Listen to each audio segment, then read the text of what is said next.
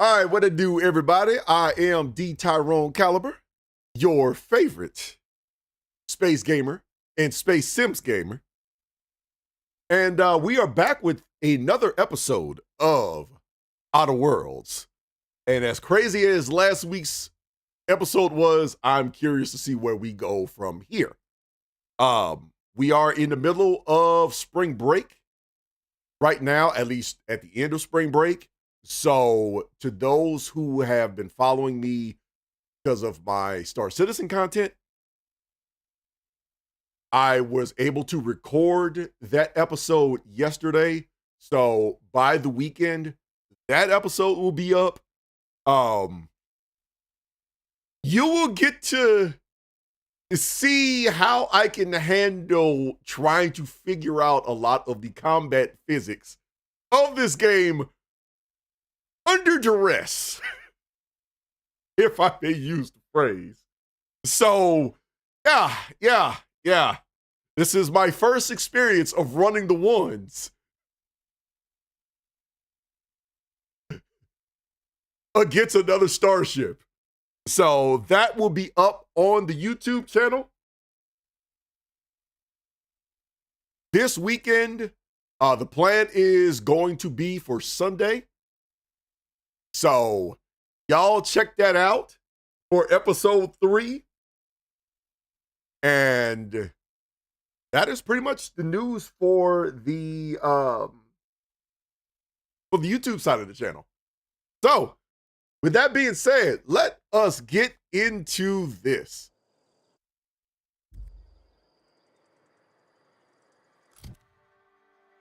So, where we stood right now, we were heading out to either turn the power off over at the one spot, the botanical garden or whatever.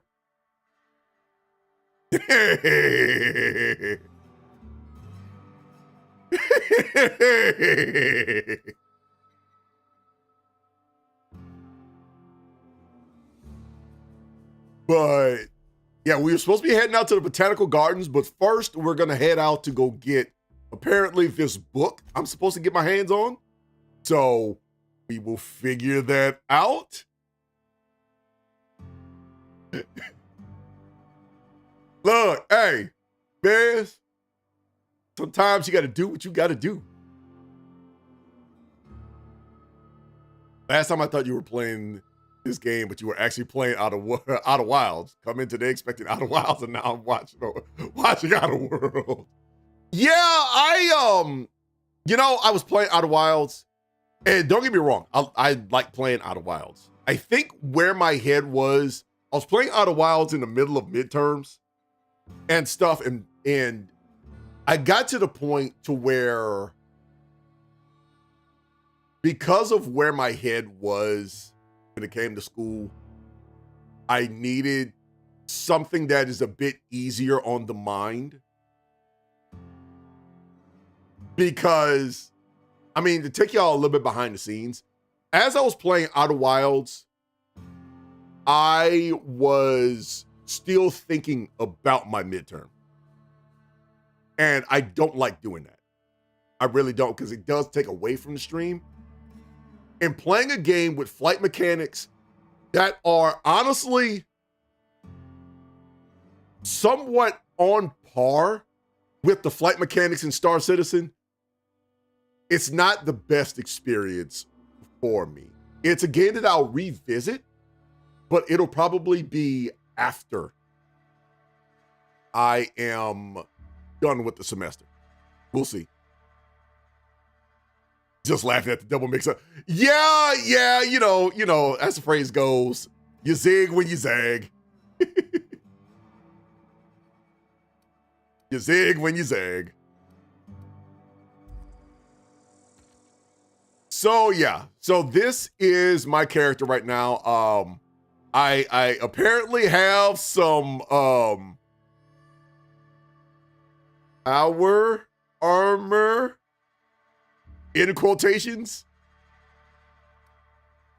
I need to repair some of this stuff, but I did do some minor questing just to do stuff. This is the companion I picked up earlier, Parvati. Parv also has power armor. It's nowhere near the Brotherhood of Steel, but, you know, as the phrase goes, if it sits, it fits. So this is where we are right now. So what we're gonna do... Choice, the brand of choice for spacers on a budget. Deal. Just the concept of music to my ears. The Spacer's Choice brand and everything is branding. Like, again, let me take y'all a little bit behind the scenes.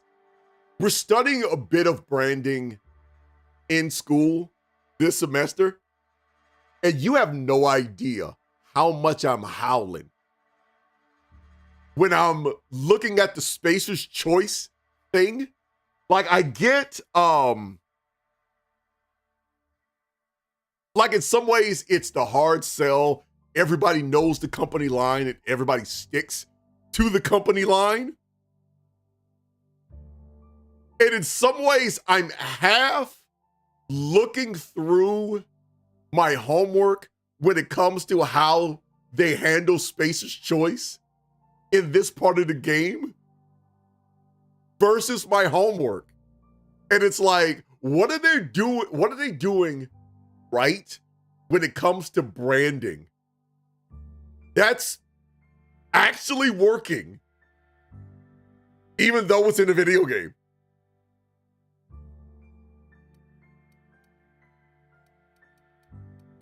You know, yes, I know it's satire, but also at the same time, what is actually true branding mechanics?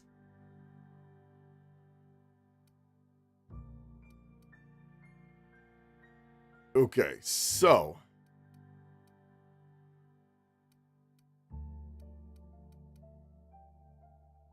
we have a pristine here. This is pristine. I'm not selling bullets. Let's see. Sell this rifle. Hunting rifle.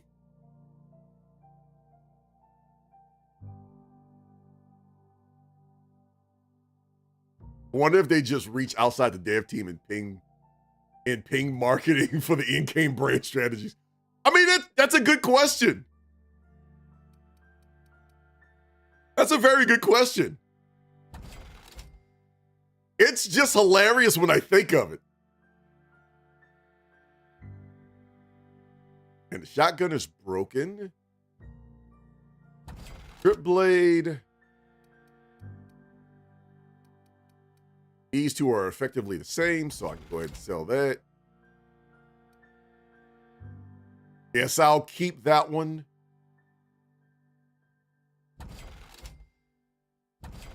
Sell that, sell that. Sell that, sell that, sell that. Sell that, sell that. Toss ball stick.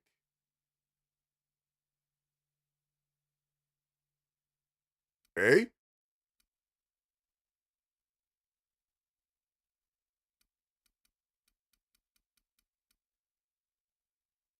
And the revolver.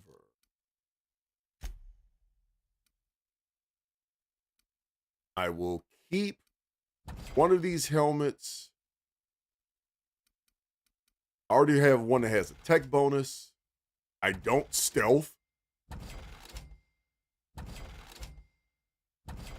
But yeah, that is a good question. Like, it does. How do we promote this in-game brand to make it convincing? We just can't figure it out.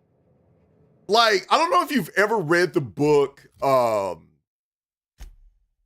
what is it? Nintendo Conquers America? Like, are these guys for real? I mean, I guess.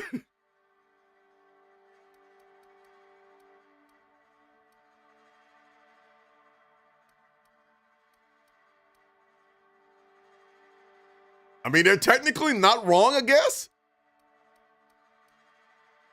All right, that's 231, so I can go ahead and sell this one. Yeah, I can sell these two, keeping the grenade launcher in case I need it. I guess I'll keep the toss ball stick.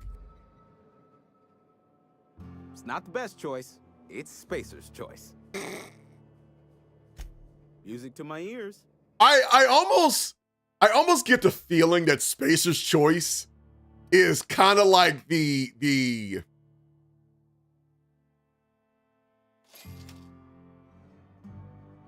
oh, I didn't want to buy anything. I was wondering, like, wait a minute. I know I didn't do, I know I didn't do that. Or I didn't have that in my inventory. Where did this come from?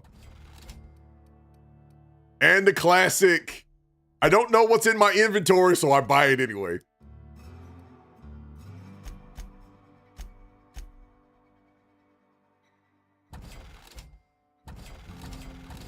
And go ahead and sell this junk.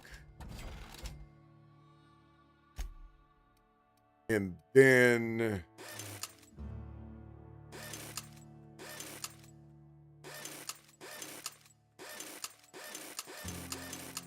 and might as well repair everything.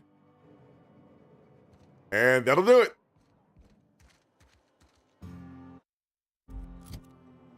All right.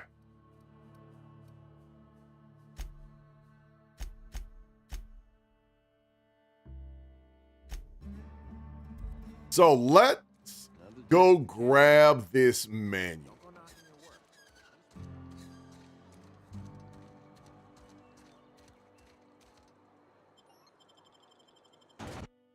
But it's hilarious when you think of it.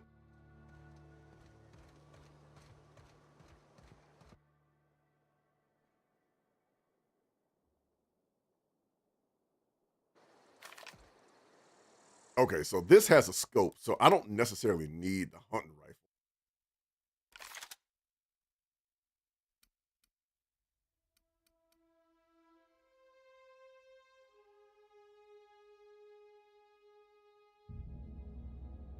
And equip. There. Whip.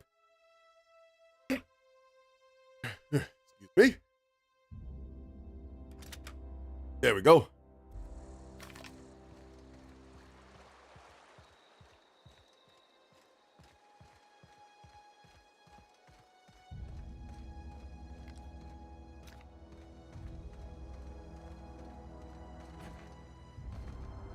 Now, so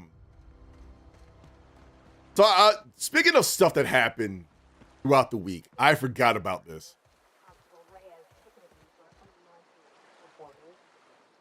She was jealous. She don't know how to skip rocks her own self. Unlicensed terraforming. Huh? So yeah, I was talking about some stuff that happened throughout the week, right? So I said before I play a good amount of Elite Dangerous. And well, I also play a lot of these games. And when you're playing a game like, say, Starfield or whatever, the Y button on your controller is for jumping. Here's the problem. The Y button may be there for jumping in those types of games, but unfortunately, in a game like Elite Dangerous, the Y button is for pulling out the gun. And And unfortunately, I was in a no fire zone. And I had to jump over this one barricade to get to my ship. So instinctively, I used the Y button.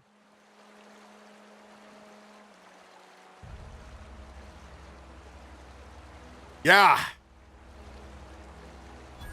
The Y button pulled out the gun in front of a guard.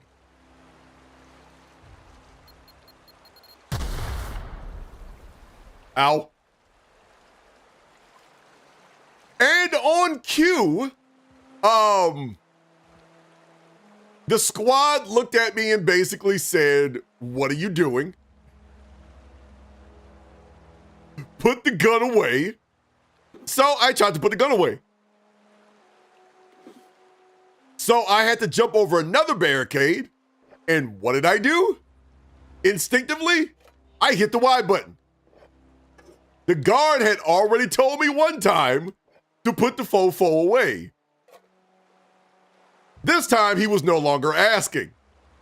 And him and the rest of the settlement just started firing.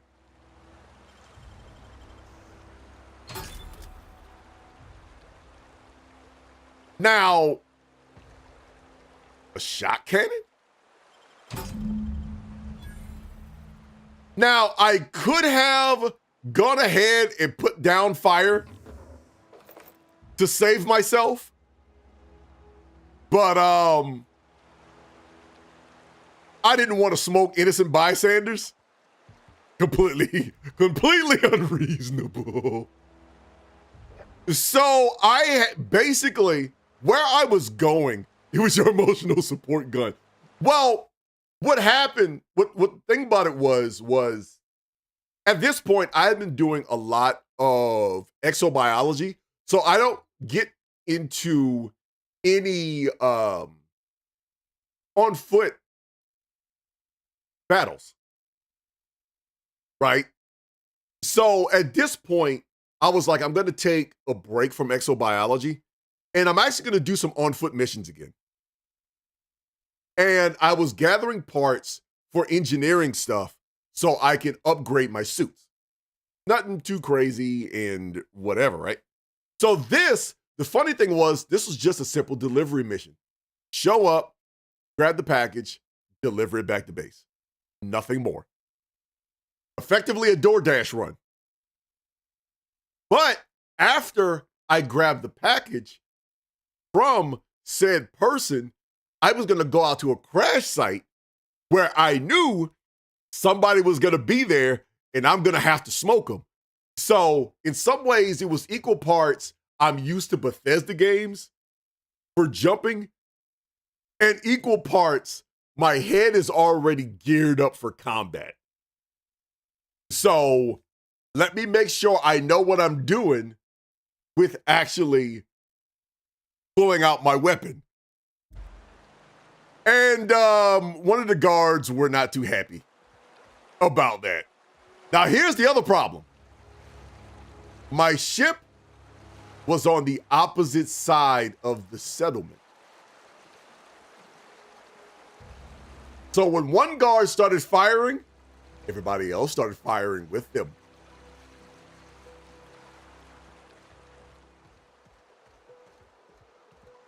So I had to floor it around the entire base, ducking fire.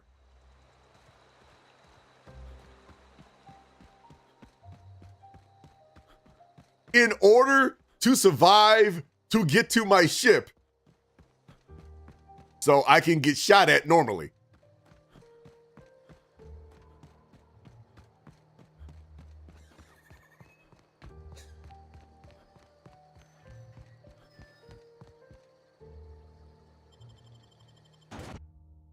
What made matters even worse about that run was I almost ended up crash landing into the planet I was supposed to be doing the combat mission on.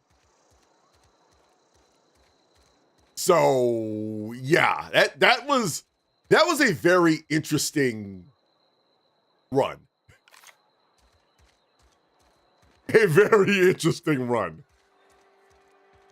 So, mental note, Frontier Development and Bethesda's development studios,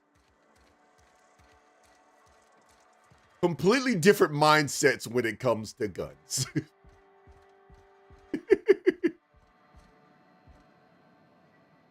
Any progress on that matter we discussed? Got your book right here, brother. This is fantastic. Well worth all the sacrifices I... Wait. What the fuck is this? Is this French? I can't fucking read French. It's a law-forsaken joke is what it is. French. Ha! I was so high and mighty, preaching to the yokels about following the plan, while fighting it at every turn.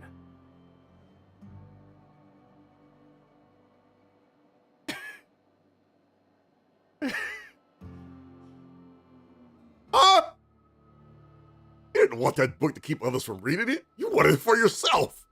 Well, And yes. ain't you supposed to I be assure you, this without version of personal gain, their for priest? the greater good. Touch language, bro. Life searching for the keys to unlocking the secrets of the universal equation that underlies the plan.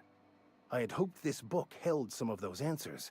I became so desperate, I even got myself assigned to this plague-ridden backwater to find the damn thing. All the time and suffering I've spent. Wasted. Wait.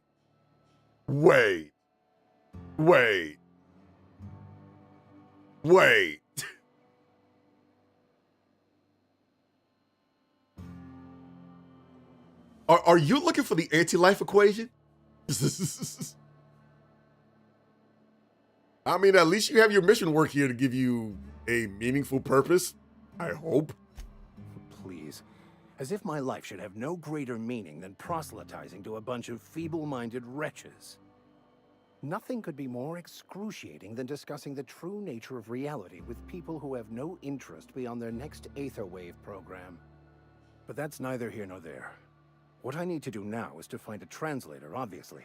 But to do that, I'll first need to secure transport. You have a ship. Perhaps I could make myself of use to your crew.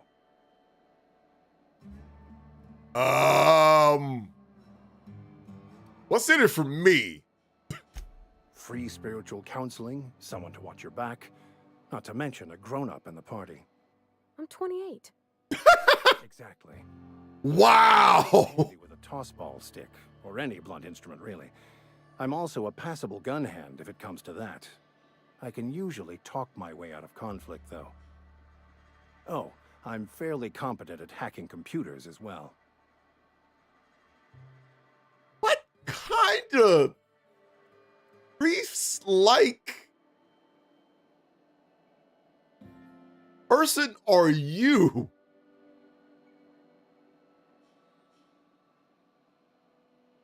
That all part of your fight card training? I'm starting to question a few things there, brother. Well, understanding computers is, though I admit I took it further than most. And I was quite the 32nd back during my seminary days. Left many an opponent bleeding on the field. Are you even a Vicar? Because that ain't sounded very Vicarly there, man. Of course. I'm a vicar who is dedicated to his calling. More dedicated than any other you'll find in this colony. I joined the OSI to help decipher the grand plan. But instead, I ended up the vicar in a prison due to ignorance and politics. Then I came here. Satisfied?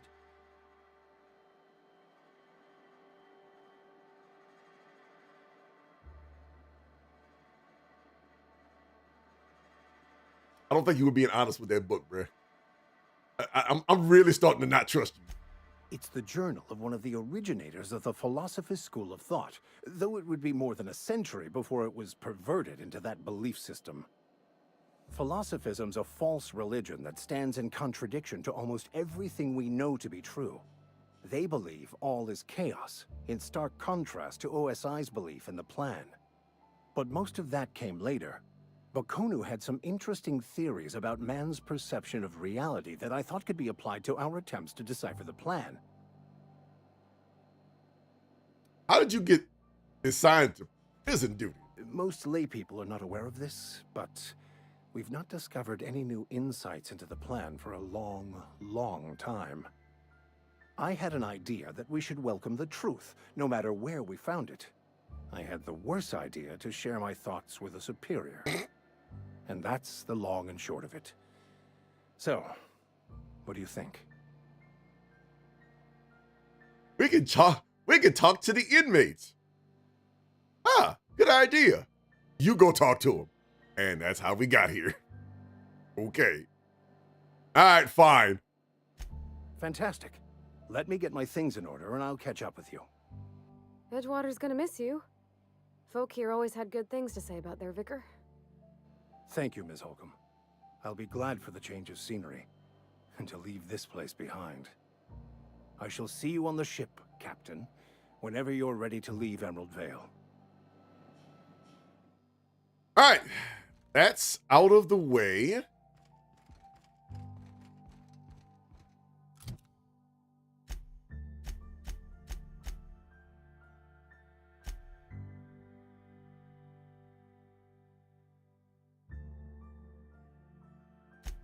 Okay. So now let's go deliver this letter. Because as we stand right now, it's either divert power or get everybody to come back to the spot, divert power, and everything be cool. Or your subscription to the power plant has been terminated.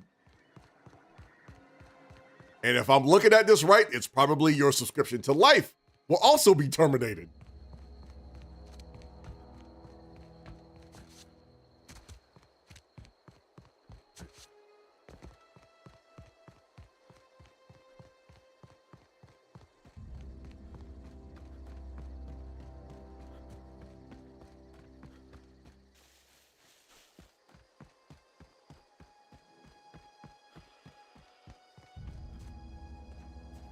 Head on a swivel.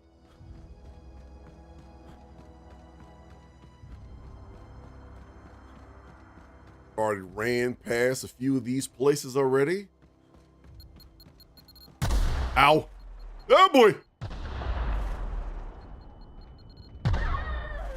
Ow.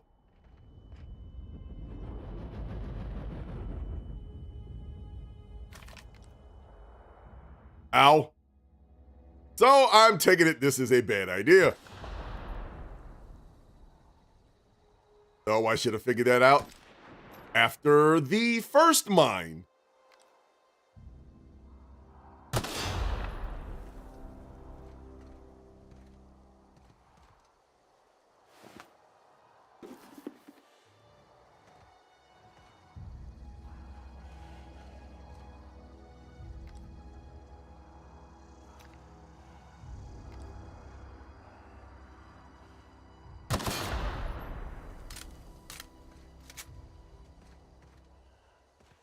Somebody really did not want us to be here.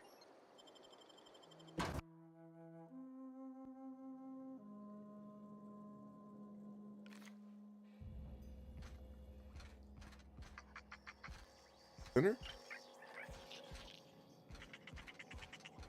I think I've already been here.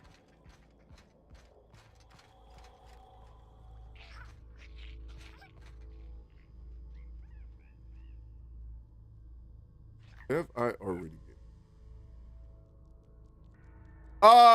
No, I've watched quite a few people play it. I've watched quite a few people play Cyberpunk.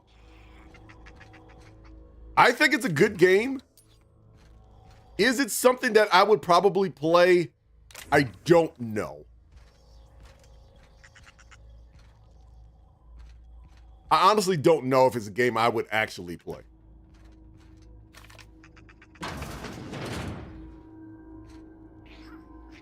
like you said earlier. Okay. Like you said earlier, it's not necessarily on brand. If I play it, I don't know. We'll see. It's something that I may revisit later.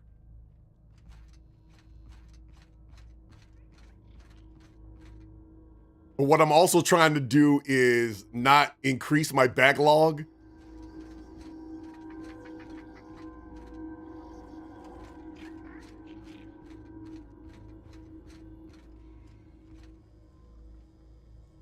Here.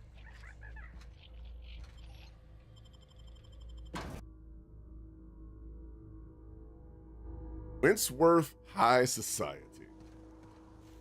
All right, so it's daytime. Let's go.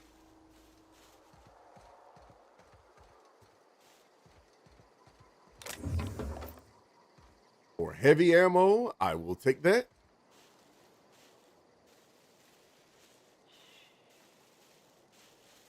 If anything I need to hide from. Already took care of that bum. Already smoked these bums too.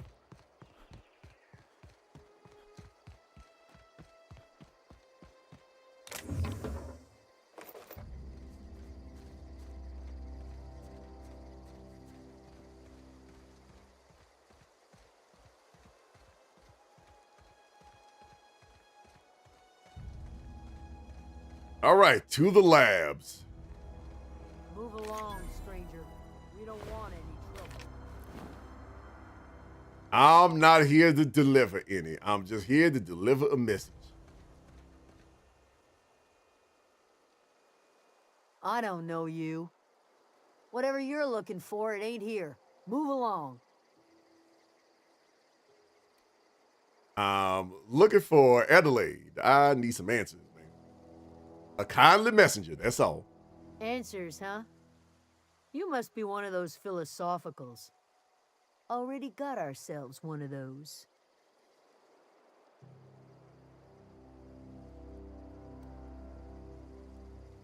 Yeah, you know what? I'm just going to be open and honest and hope for the best.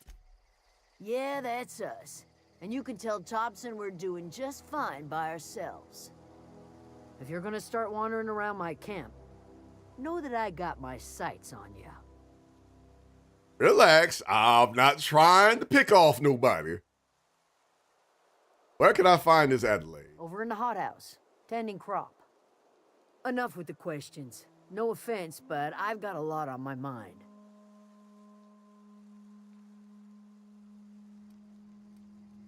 Trouble with You marauders? don't know what enough with the questions means? No, I'm sorry.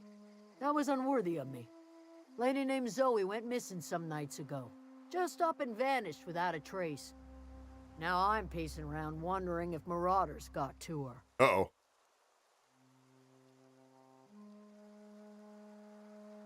Upbeat, so strange, love Rizzo's. Yeah, I met Zoe. She was in the marauder camp. Thank the Eternal. Wait, marauder camp? Is she all right? She's become one of them. Calls herself Queen of the Marauders, apparently. Queen of the Marauders, huh? That's what comes of watching serials. Rots your gray. If you could bring her home, I'd be obliged. And if you could cross off some Marauders on the way, I'd be much obliged. Okay, so I got some questions Tell about you it. what I can. Well, enough to know we never got on. Zoe and Stefan were close. If anybody knows the workings of her mind, he does.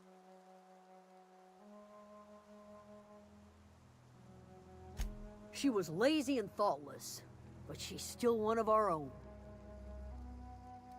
All right, let's change the subject.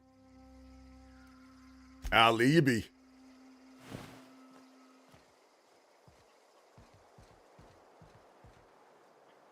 All right, so I guess we're going to be waiting on that. So let's go talk to Stefan. Then go find Zoe. I already cleared out the Marauder area, unless there's some more goofballs that's there. You hungry? We got canid ribs, canid flank, canid snout too. Something I can help you with? I've told one of your numbers gone missing. You mean Zoe? Yeah, we were pretty close. Not like her to go loping off. What happened the day she disappeared? Zoe and I were gonna watch the serials, as is our custom. She never turned up. I looked around, but she was nowhere to be found. You sound like some type of corporate fixer asking all these questions. So tell me about her. Zoe was always obsessed with this serial. Masked Marketeer. A scion of Byzantium turns to banditry and teaches his marauder companions the wisdom of free market economics. Shame she up and vanished when she did. I had a surprise lined up for her. Okay, that's something that we can probably use. But was she acting strange before she left? Can't say I recall Zoe ever acting strange. Well, except for her habit of writing things down on scraps of paper. She called it journaling, but I think it's just plain odd. Hey, I got time. Okay. Oh, you got, all right, cool. All right, we've talked to Stefan.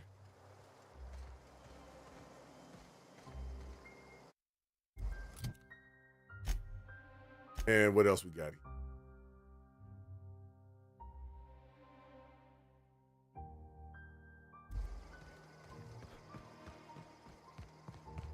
So let's go find us Zoe and see if we can convince her to come back home.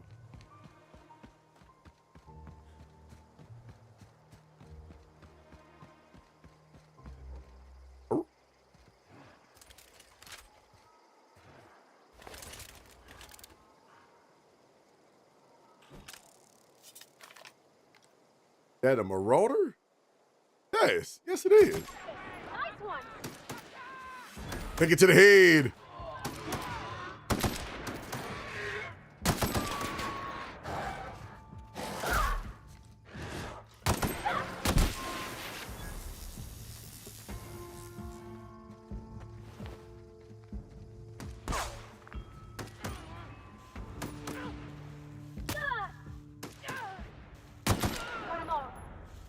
Appreciate it.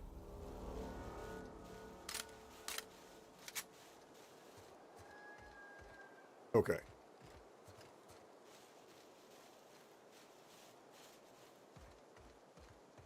What do y'all got in here? Y'all let? I will take it.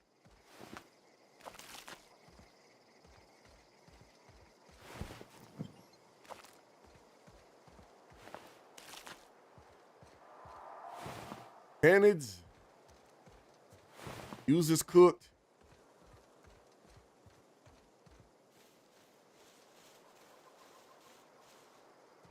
And what else?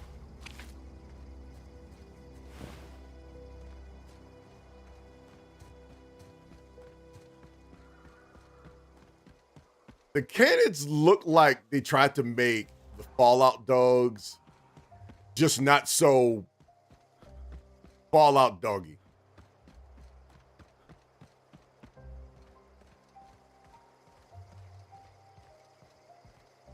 Oh boy. All right, let's see if there's any, I think there's any more people to worry about. What I wouldn't do for a Wentworth. I've been sent to find you, ma'am. Why? Adelaide wants me back on garden duty or something? Thanks, but I'm not going anywhere. This is where I belong.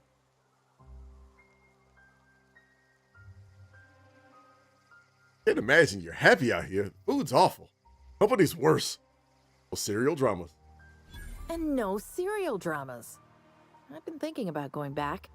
I just gotta know if Lord Cavendish really is the masked marketeer. I'll take my stuff and head on back, I suppose. Grace is gonna be glaring knives at me, so I've got that to look forward to.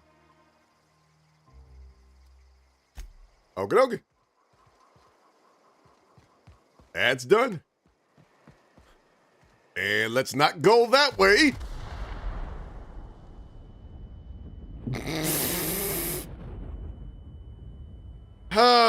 And I went that way anyway. Good job.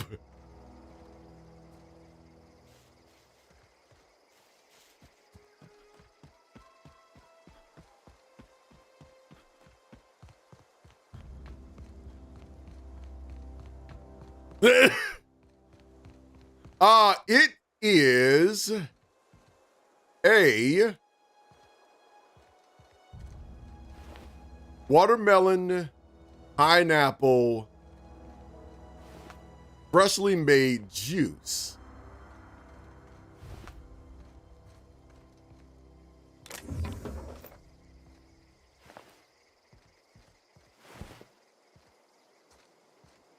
That is pretty good. Actually, that is my first sip of it.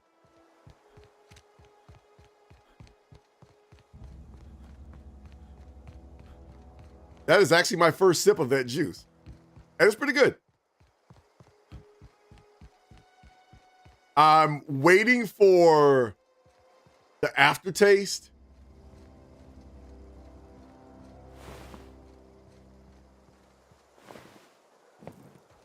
Because something could taste good at first sip. What is it? And I've talked Zoe into We coming didn't back always home. get along, but I'm glad to know she's safe. What happened anyway? Something about wanting to be an outlaw. That's between y'all. You pretty much did my job for me. Least I could do is pay you for your trouble. Let me know if I can do something for you. Very much. Appreciate it. Hey, level 6.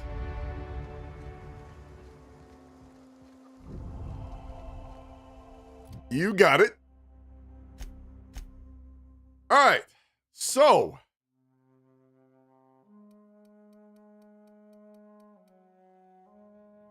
We have 10 more points. So it looks like every level we end up getting 10 points out of this. So.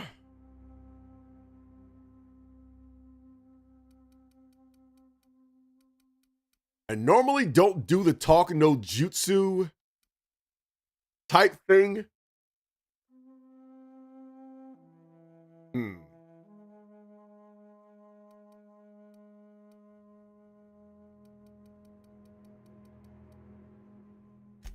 So I'm not.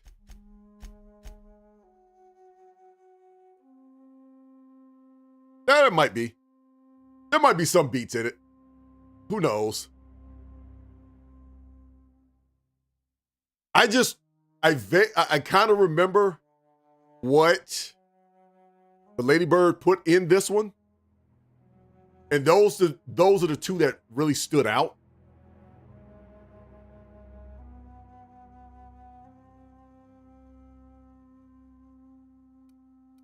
So that's the part that stuck with me. That's the part I remember. All right. So.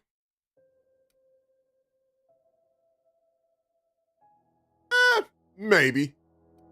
Me with drinking stuff. I'm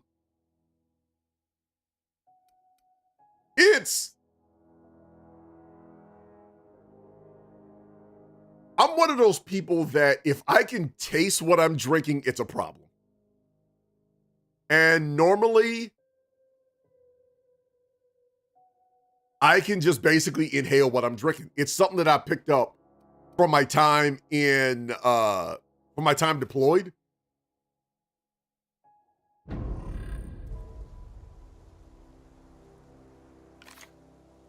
Deserters are now agreeable. I have gained the bolter pistol.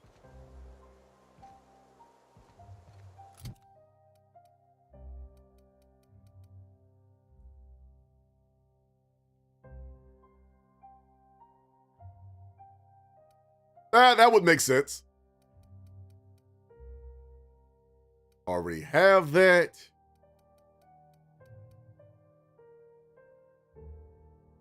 Already have that, so we don't need the heavy bolter for this one, just the light one.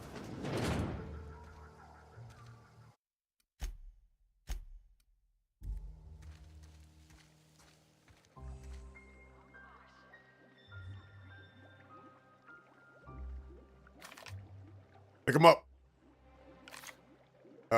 I'm just here to talk, ma'am. I said I'm here to talk. If you're whatever your troubles with Edgewater, leave them at the gates and be welcomed here. Any questions, dear?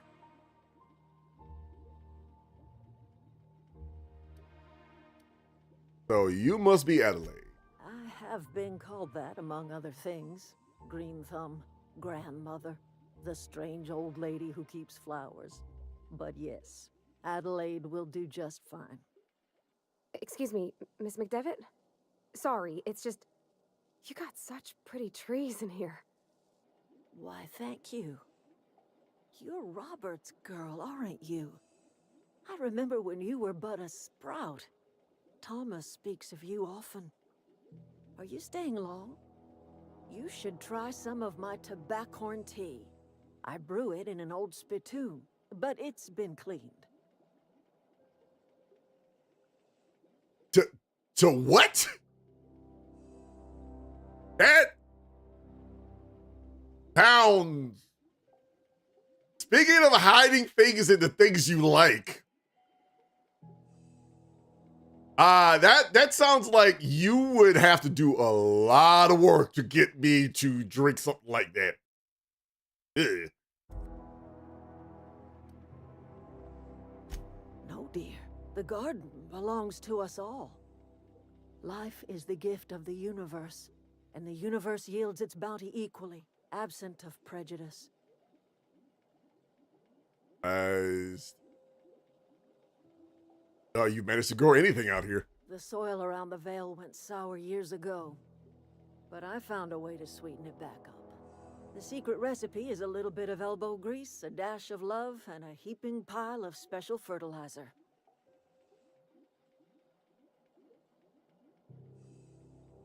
All right, let's get to the point. Reed Thompson, you here on behalf of that cold-eyed reptile? Let's hear it. What's Reed's idea of peace, then?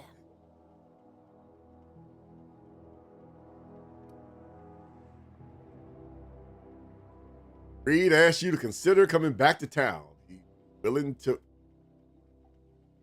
That sounds like a lie. Something about coming back to town or losing power. That doesn't sound convincing. You know what? Screw it. Make amends. Spare me. Only thing Reed knows how to make is a mess. Like everything else that comes out of Edgewater, that peace offering is canned. I and my own are living just fine out here by ourselves.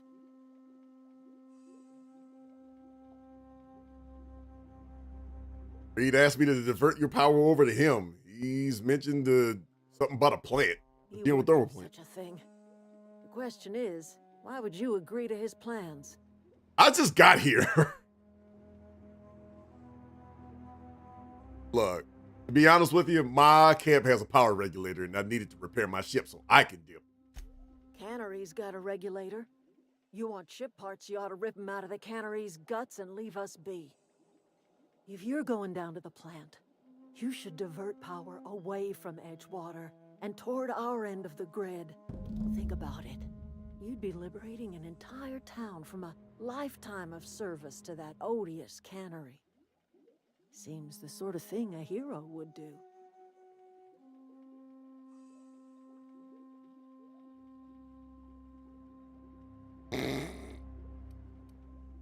Look, I ain't been here long enough. I don't know y'all like that. Don't be pulling that. But you could be a hero. Hero to who? A hero to the people who matter. To us. To the ones who come around. To the ones you save. Reed will never understand. He has been too long inebriated on the wine of corporate culture. All he sees is productivity, output, profits.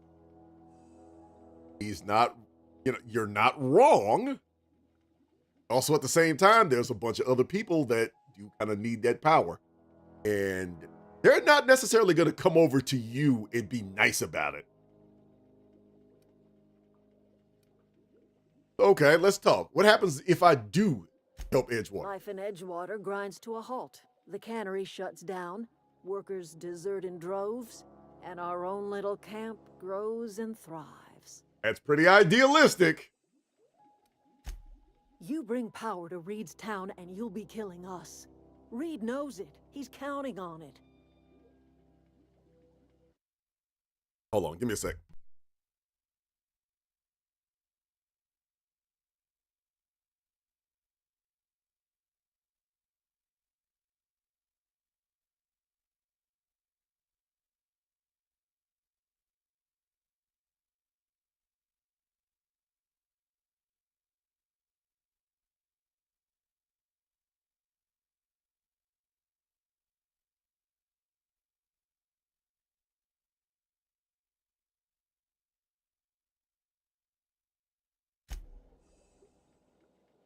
What do you got against the town itself? You've seen that miserable excuse for a town with your own lamps. Hollowed out workers laboring their lives away at the cannery, living off whatever scraps Spacer's Choice throws them. You know that's true, don't you, Ms. Holcomb? Your father died of overwork. His heart gave out. He was tired all the time, sure, but he was old, ma'am, and he raised me all by his lonesome. Look what they did to this child. Lost her family to the company, and still she defends them. Eddie, I'm just here to do a job. Take it up with the guy who hired me or pay me more.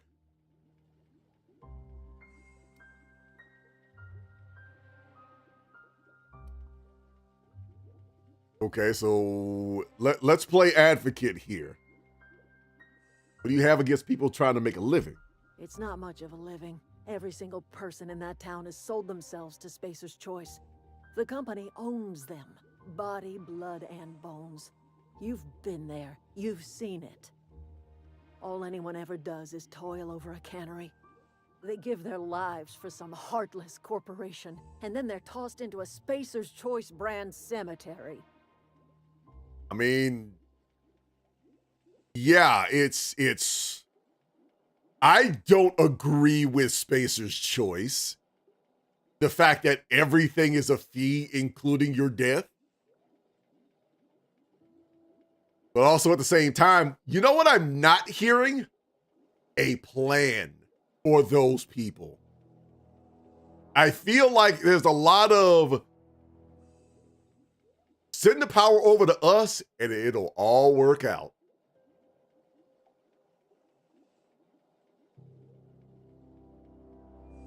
So, what do you say? Divert power over to us. Shut down that abominable cannery for good. No promises.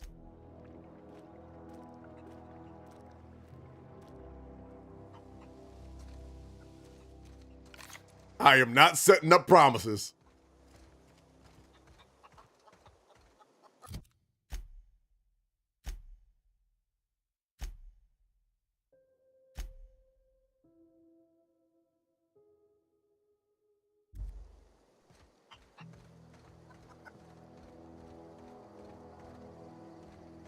Because y'all are all talking in beef that, to be honest with you, is a lot of not my problem. But also at the same time, how do I put this? Being against them doesn't necessarily mean I'm for y'all. Because I don't know y'all like that. I don't know about y'all attitude.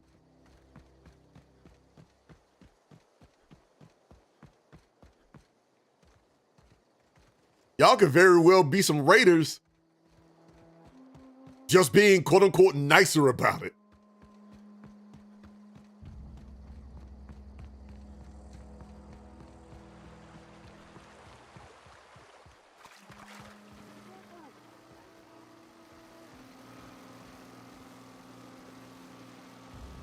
Mechanical security.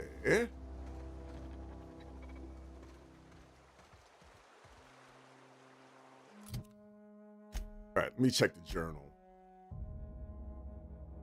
Earth, the geothermal power output. Mechanical lab, depriving Edgewater of power. I wonder if there is a way to do both. Is there a way to engineer power on both ends? System. Get ready. Investigating.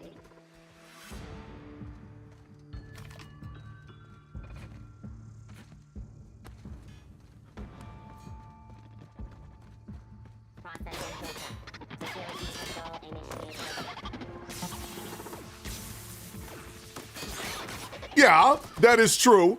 But I'm also thinking about this less as a hero and more as an engineer.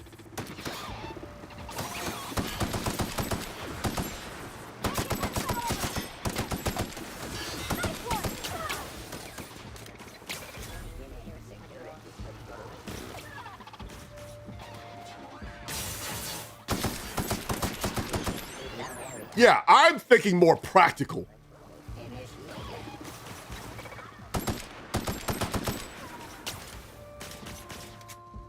I don't know these cats enough to be able to say, oh, I'm doing this for the greater good.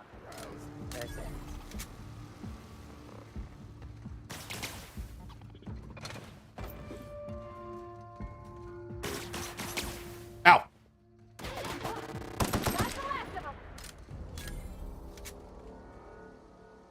Yeah, I don't know which one of you Bobos are the good guys. Well, let me tell you what's not gonna happen. You are not gonna pull the think you can win me over with another sad love song racking my brain. Oh, it's good. I don't feel any like negative aftertaste.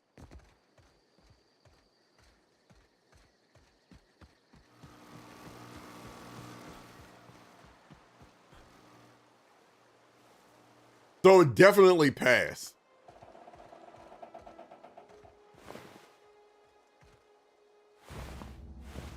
In some ways, that's how I kind of judge things. It's like, if I could really taste it, I'm not a big fan of it. Since I've spent like the better part of almost 30 years not tasting what I'm drinking. If I could really taste it, there's a problem.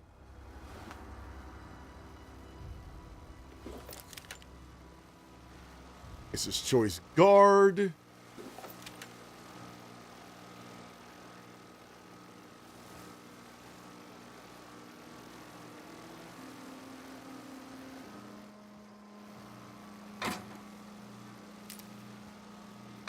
Reno.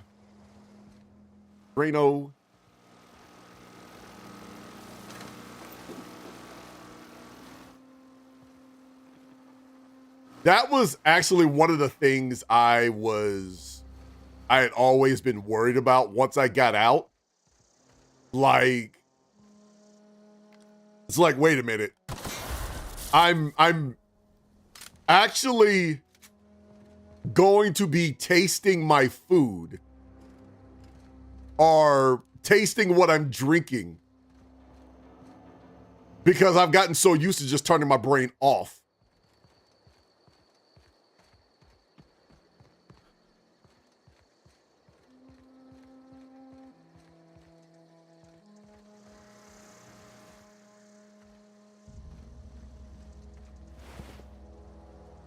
Hey. All right, then, Mr. Scientist. Unexpected. Performing.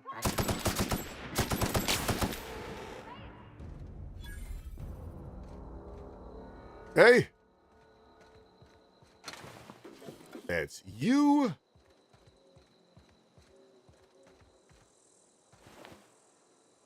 Corporate Commander.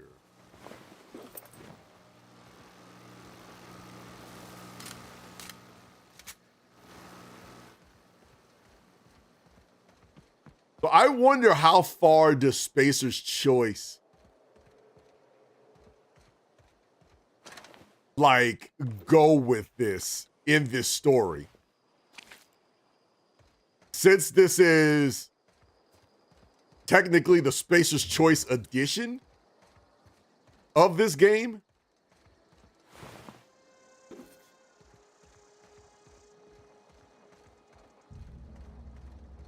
it's just one of those factions that's going to constantly follow me.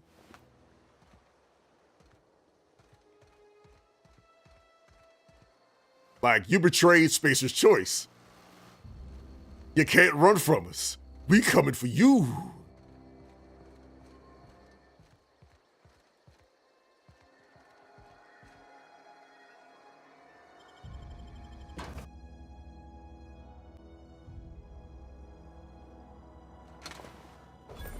A flywheel. All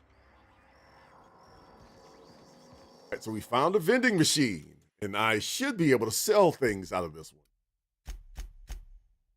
Yep, let's go. That shotgun. Rocket launcher, I forgot I had that. Okay, so I guess I can't sell anything here.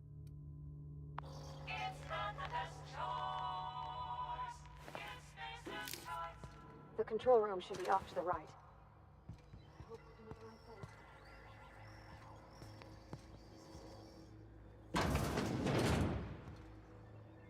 What do we got here?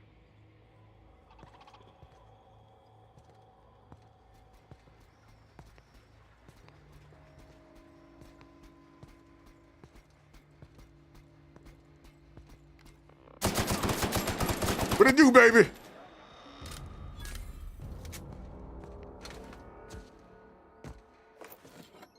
Like I said before, if I sneak up on you, that's a you problem.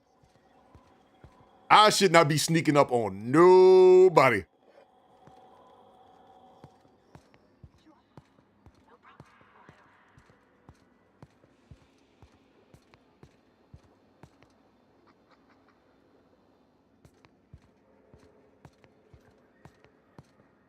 What do we have over here?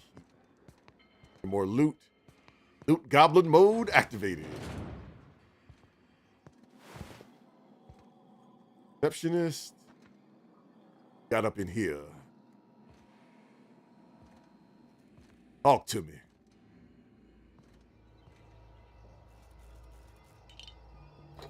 Enough salve.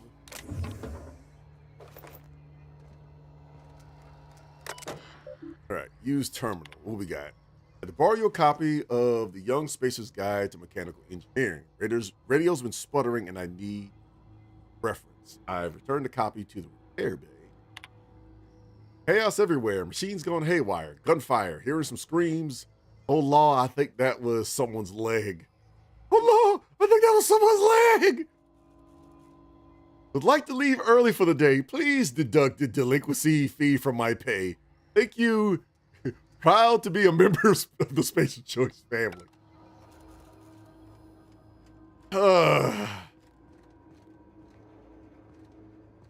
Again, there's a part of me that wants to listen to y'all and say that I want to be on your side. There's also another part of me that's like, I don't trust y'all either.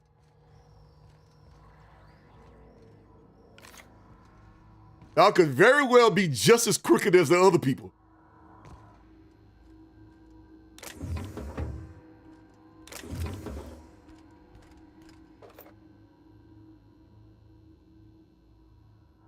As far as I know, y'all just believe in anarchy.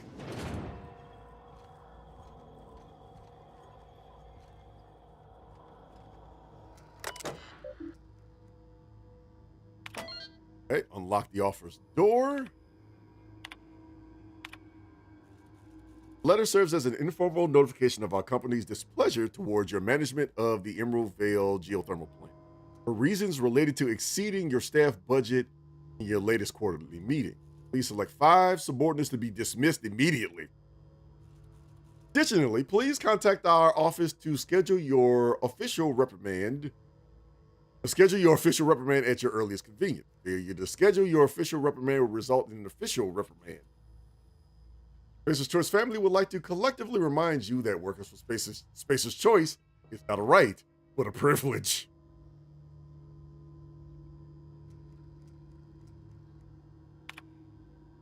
To the esteemed members of the Emerald Vale Development and Oversight Committee, I hope this letter finds you wealthy. After due consideration of your last letter, I have identified and terminated no fewer than 5 subordinates who are unable to provide sufficient justification for their ongoing employment.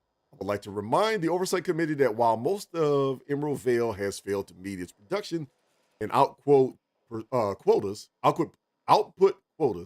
particularly our agriculture and fishing, canning departments, neither of which are anywhere close to profitable, Emerald Vale Geothermal Plant remains committed to providing cheap, cost-efficient power to the entire region. So nothing is making money out here except for the geothermal plant. Okay. Basically, it's not my fault.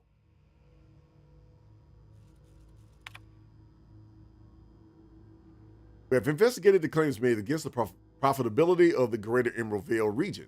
Our officers agree with you. Agricultural and fishing canning has experienced a steady decline, while the Emerald Vale geothermal plant remains somewhat profitable. Our officers are currently investigating ways to implement additional cost-saving measures, which would ultimately lead to a leaner, more streamlined, more efficient geothermal power plant. Please be informed that Spacer's Choice Development Oversight Office has taken a significant insurance policy against the Emerald Vale geothermal plant. The office would like to assure you that this insurance policy is a standard procedure. Do not attempt to interrupt, understand, or otherwise extrapolate meaning from this decision. As a special courtesy, we have deployed a proprietary team of engineering specialists to the Emerald Vale geothermal plant. This team of specialists has been instructed to refit and upgrade the plant's population of auto mechanicals charge. And those robots were the ones that smoked everybody at the plant. Wonderful.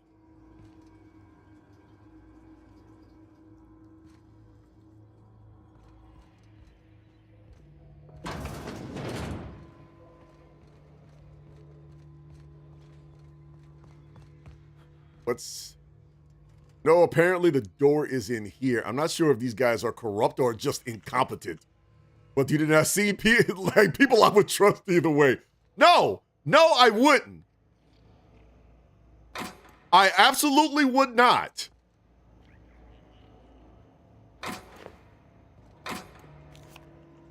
But again, like I said before, just because I don't trust them does not mean I would trust you.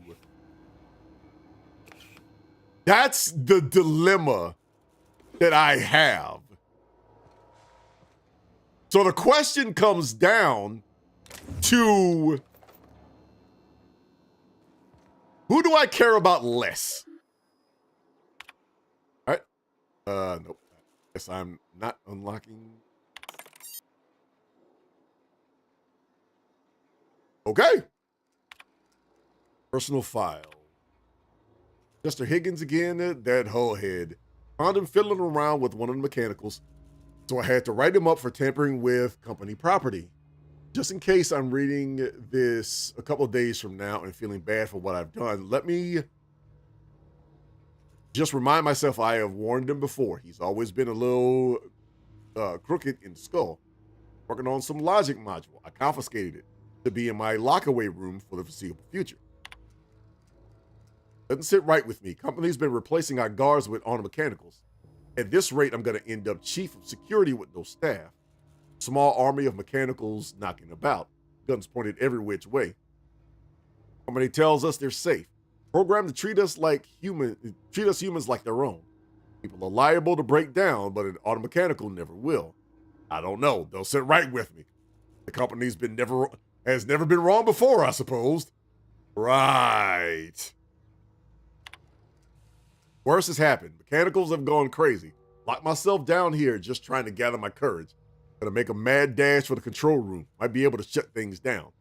Will delete this entry if I ever return. And apparently, that one didn't.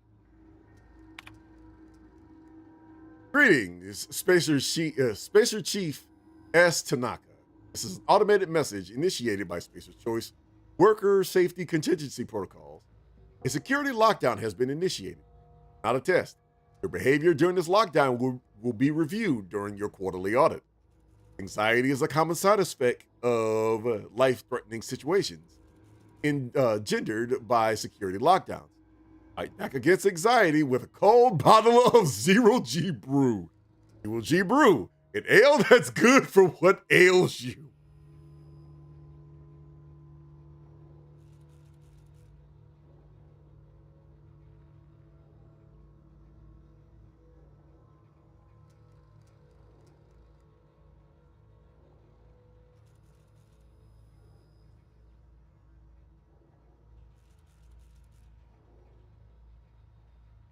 That right there.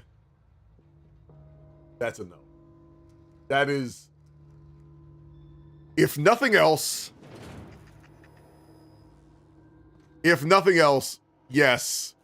I think I'm getting more and more convinced I am going to be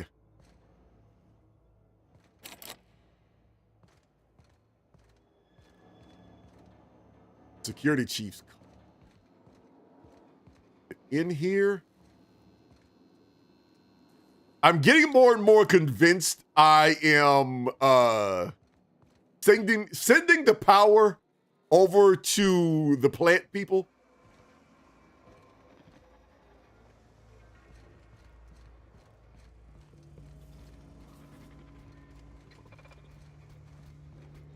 Not because I worry so much about them, but the fact that you told them that you're on security lockdown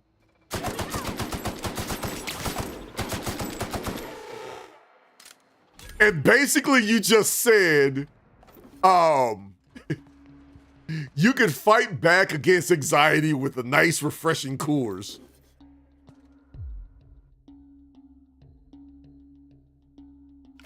Like, y'all, we got to do better than this. Kind of like that one sheriff I think was in Montana, but in the 1800s, the sheriff lost control of his town to gangs. After doing all he could, he told the two most powerful gangs, I'm gonna go on a vacation, but I will return with the U.S. Marshals. I can handle one of you, but if both of you here, but if you're both here, the Marshals will move in, so figure it out fast. This might be the play you have to do here. Yeah! Or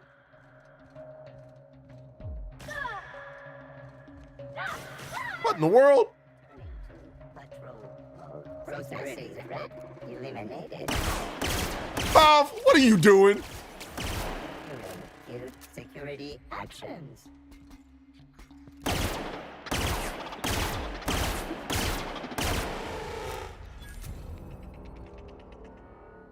Bob, what are you doing? You just took it upon yourself to go this way?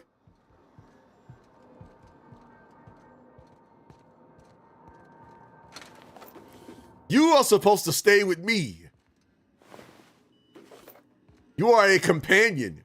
You are an asset.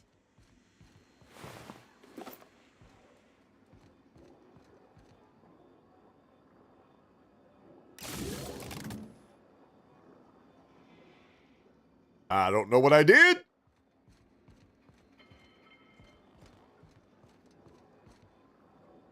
But I can't turn it off, so we're here now.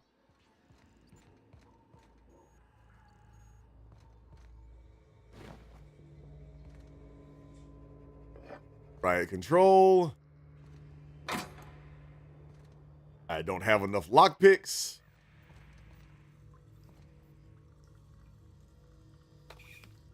I am sad.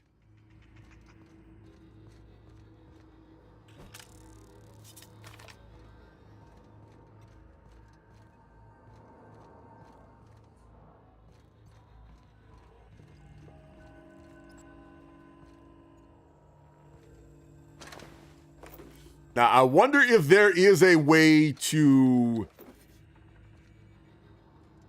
not necessarily get both, but to divert power everywhere. My hacking skills is too low. I'm a hardware guy, not a software guy.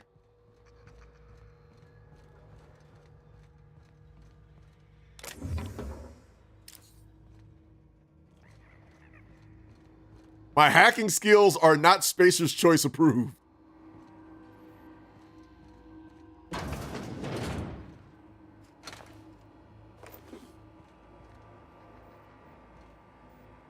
Self-diagnostics complete. Navigation systems operational.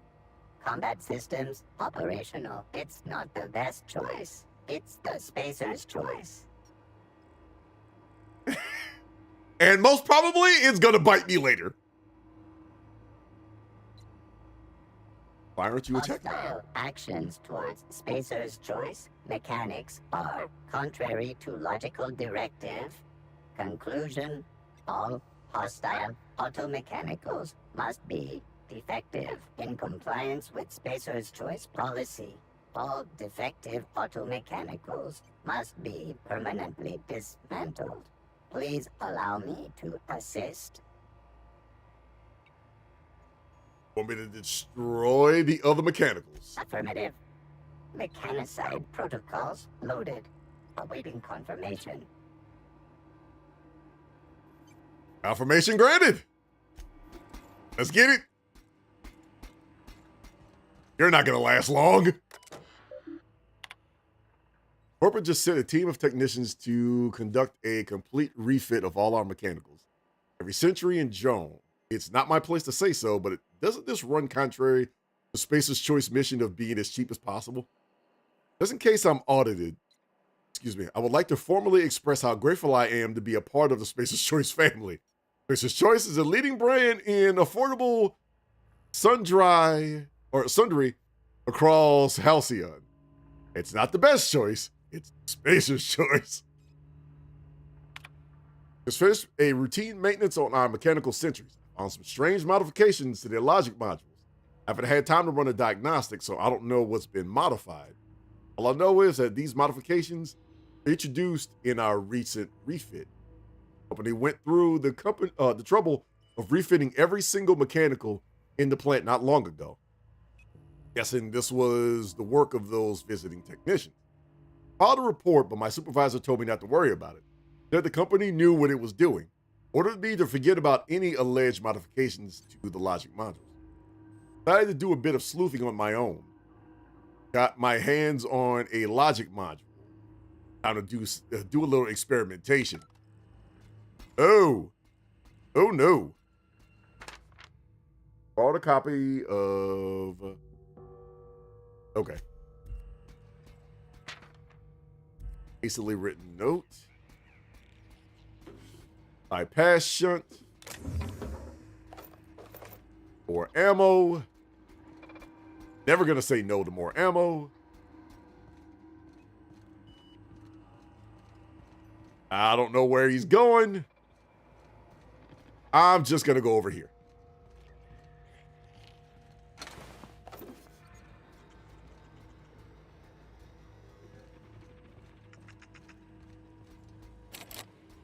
Barred from the other side. Can we just talk about the fact that their slogan itself implies there's a better choice in Spacers? This is, Dean, you gotta understand, this is the dollar store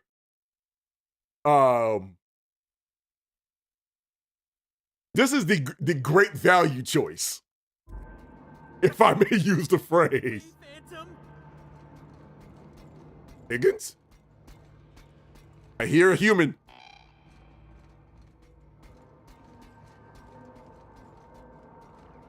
Get away! Where you at, bro? I hear you. The door over there before I go down the ladder.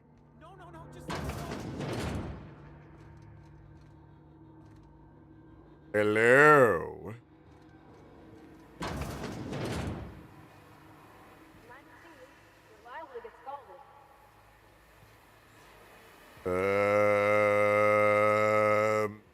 You know what? Let's not.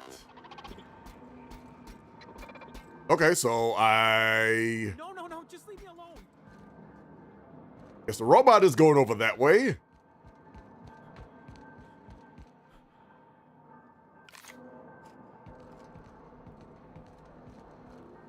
No, just leave me alone. Where you at? I hear you. Come on, I just want to talk. I'm not here to rob you. It's fine. Wait, Phantom. Searching for unauthorized persons.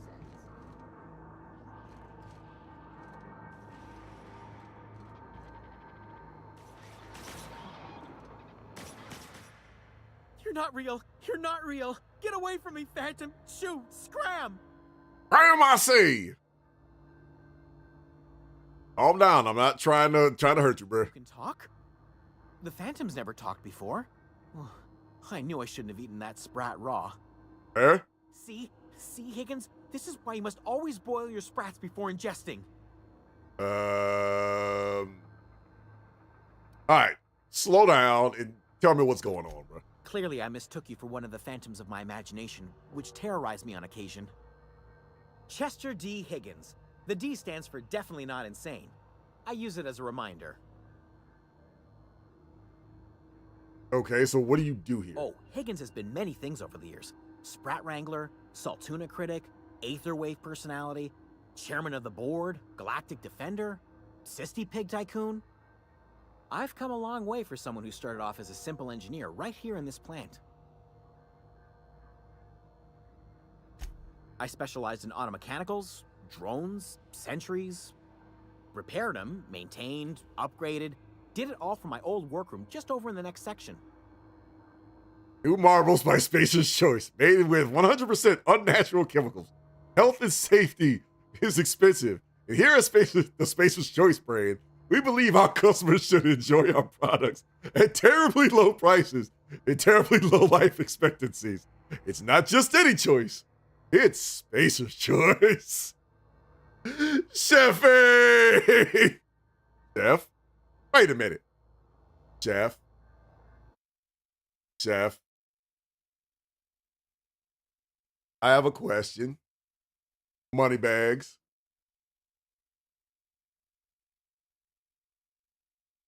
When you were talking to your investors,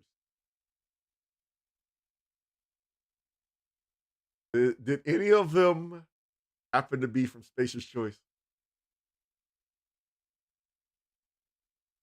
I have to ask. I must know. You're not under investigation.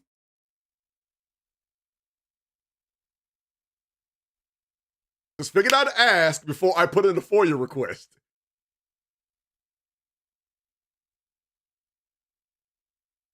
One second. Yeah.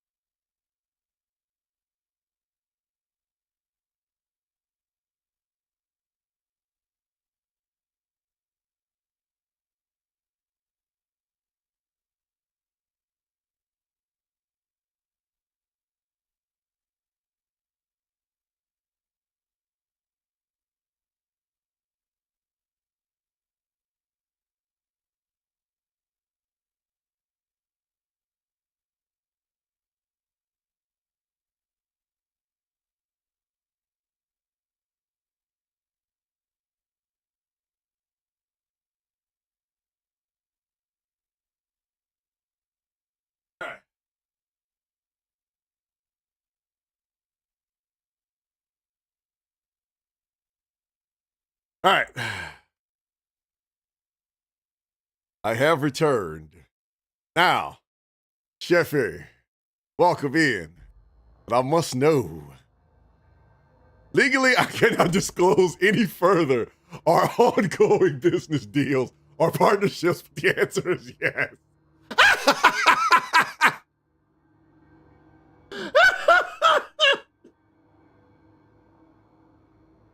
Okay, duly noted. Duly noted. Hey, Blue, what is going on? What is going on? Welcome in. To give you this shout out real quick.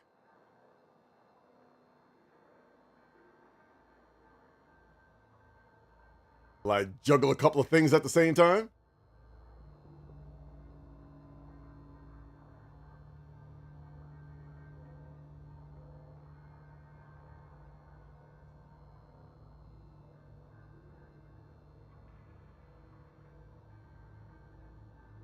How you do? How you living, Blue?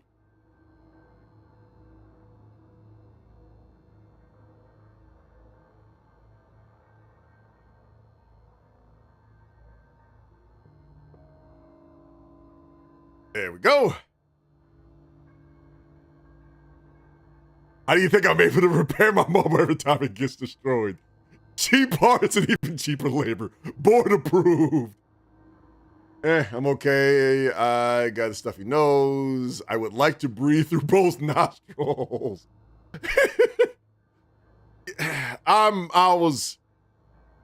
Well, I hope it's better than the last time we chatted. Because I know we were talking a little bit in Mix's stream, and you were talking about how stuffy your nose was. But I hope it's at least progressing better. I'm good. I am good. Enjoying one of the last days of spring break before I get back to the grind. And trying to figure out what in the world is happening here with Spacer's Choice. That apparently Chef is being funded by. Oh, and side note, Blue, I have updated. I have finally gotten a chance.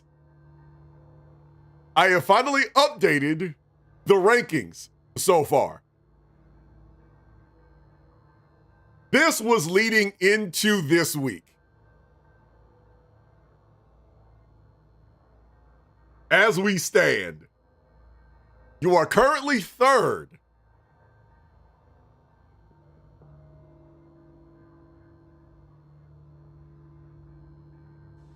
And after this week, the top three hasn't changed. Thought I'd be lower than that. I think you underestimate how many wins you've actually gotten, Blue. I think you underestimate, I would say a good half of the time you've made it to the podium.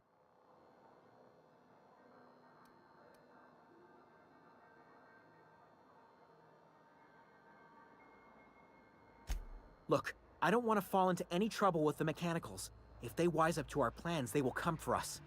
With prodding irons. I could deal with mechanicals. I made it this far, didn't I? You know, you remind me of myself back when I was an intergalactic adventurer. I discovered a flaw. Their hostility levels were hardwired to maximum. There's no changing that, but you could rewrite their targeting protocol so they attack each other instead. Mechanicals follow the behavior of their logic modules. Hampered with. Yes, that's exactly it. I see you're also versed in the noble art of mechanical engineering. There's a behavior control terminal in the other room. It should have options to change how the mechanicals act, including whom they shoot at. Oh, that reminds me. You'll need my passcode to access the behavior control terminal. Here, let me just write it down for you. The tail. Definitely start with the tail. If you're feeling adventurous, the ears are a particular delicacy. Okay. You know what? What Never you gonna mind. say? Me too. Never mind. I'm just gonna back away slowly. I'm liking it. This game is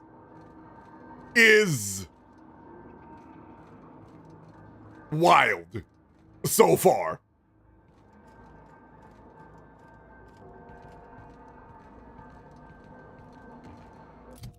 It's a funny wild.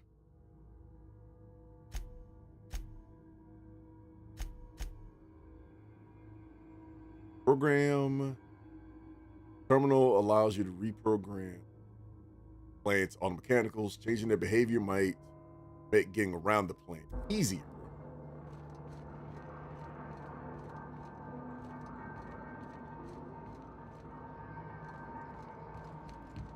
So let's see.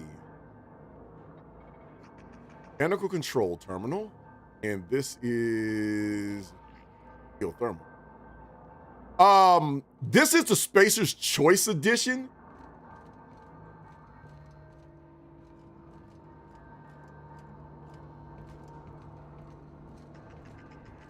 So I think I have all of the DLCs. I don't remember off the top of my head.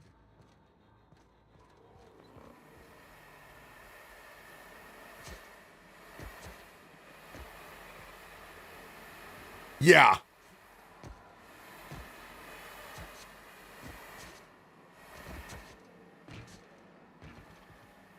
And I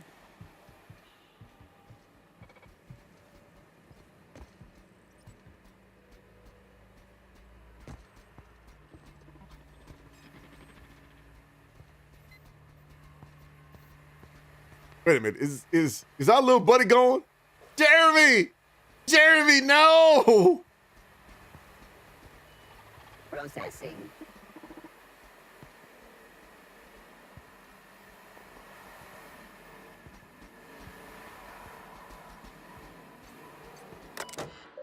Jeremy was defeated by hot water.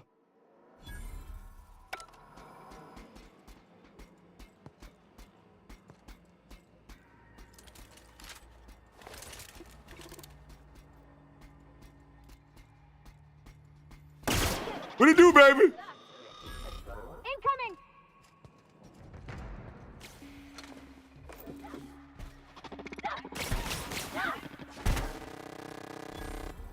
Hey, it's hammer time, I guess.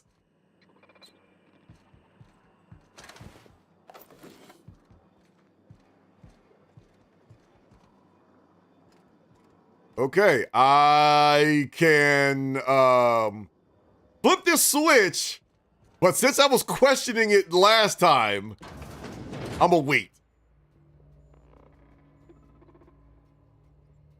Move. Stay still so I can shoot you.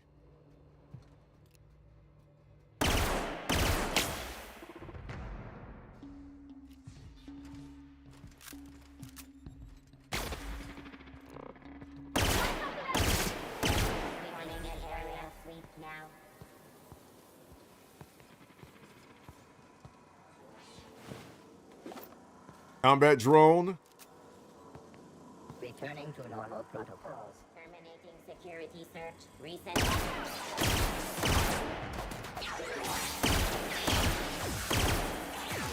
Ow.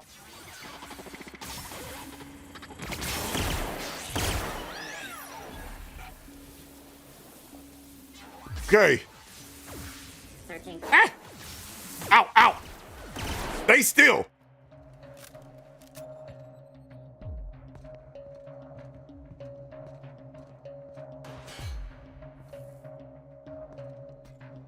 Beginning security patrol. All right, give me that.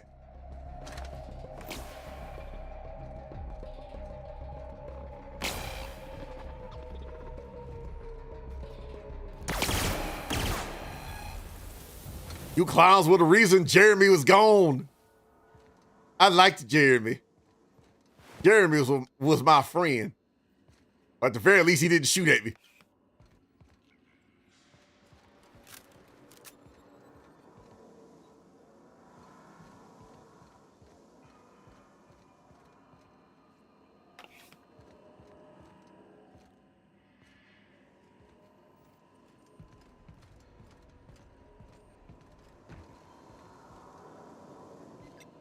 Another valve here. I don't know what it does.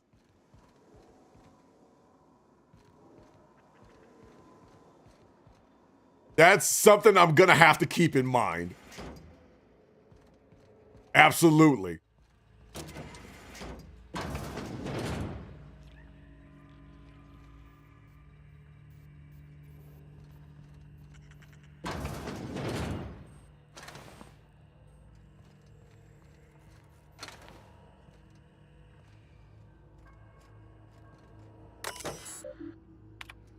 Modify behavior. Like new mode.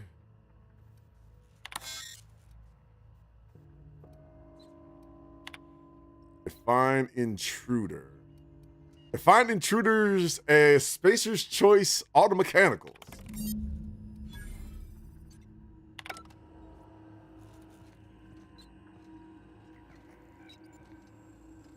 Spacer's Choice approved. This AI cannot have a preference. Neutrality is friendship for them. Apparently.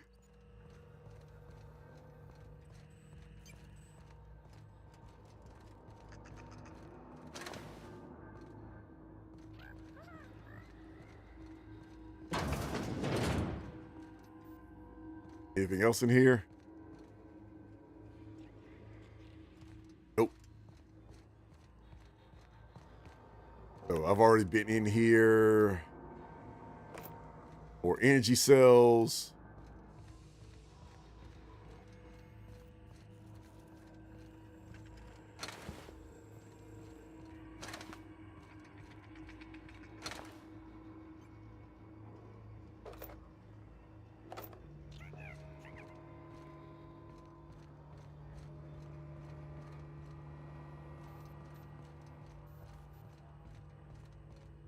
Okay.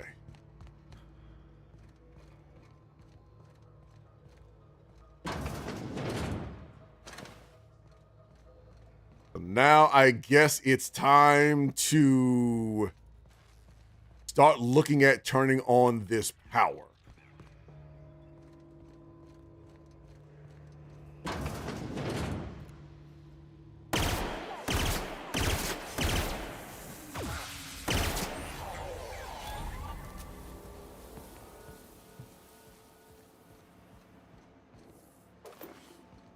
And you've been turned into smoke, ash. Okay. Are you winning, son? I don't know. I'm doing something. Plant status. This access report brought to you by Spacer's Choice. Emerald Vale geothermal plant operating at 22% efficiency. Power is currently being distributed to Edgewater Satuna. Plant. Structural damage detected. Please notify your designated supervisor. Well, that's at 22%.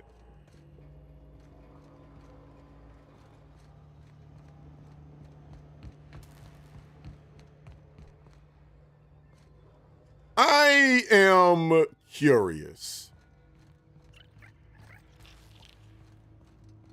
Simulation game, like any game that doesn't necessarily have a end point, like say The Sims, Minecraft,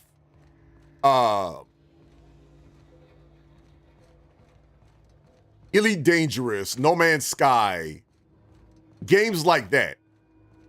Games that are non-linear and doesn't necessarily have an end point.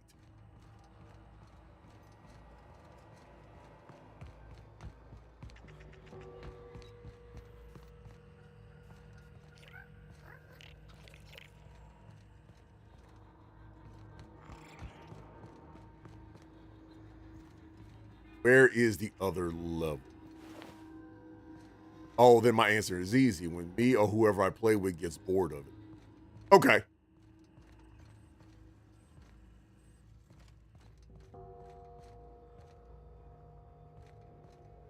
I guess what I'm thinking, what I'm at some point I'm asking is, in a game like, say,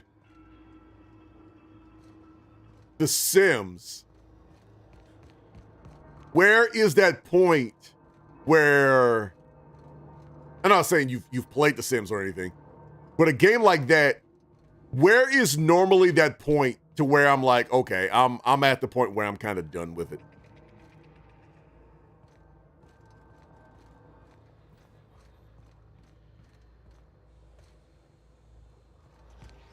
Already been here. I think there was a valve somewhere in this area. I think there's 3 of them. Now, where it is, I don't remember.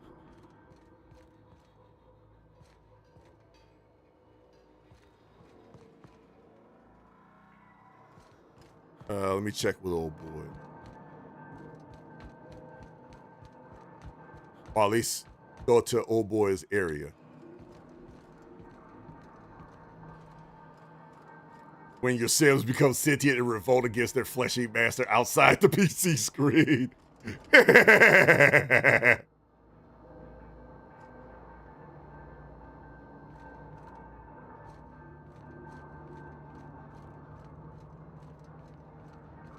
I'm tired of doing these paintings. I'm bored. I want something else to do. I wanted to be a doctor.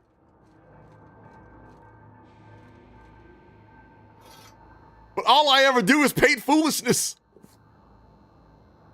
I've recently gotten to get a fair bit of knowledge about The Sims, and according to the little lady I'm courting, I think the endpoint is whenever a new update comes out or she has completed whatever challenge she's been doing. Makes sense. Is that a chest open? No.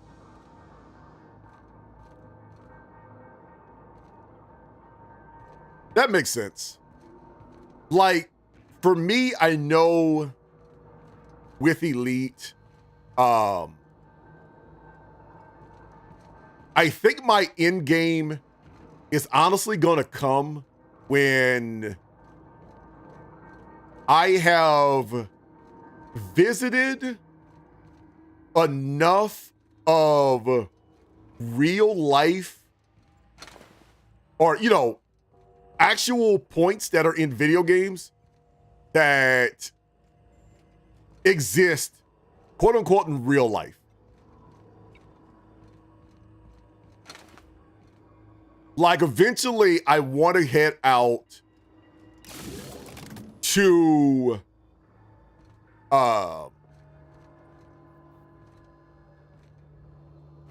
where the Omega 4 relay is. Yeah, I eventually want to head out to where the Omega 4 relay is. I want to head over to Rannoch, roughly where Rannoch is.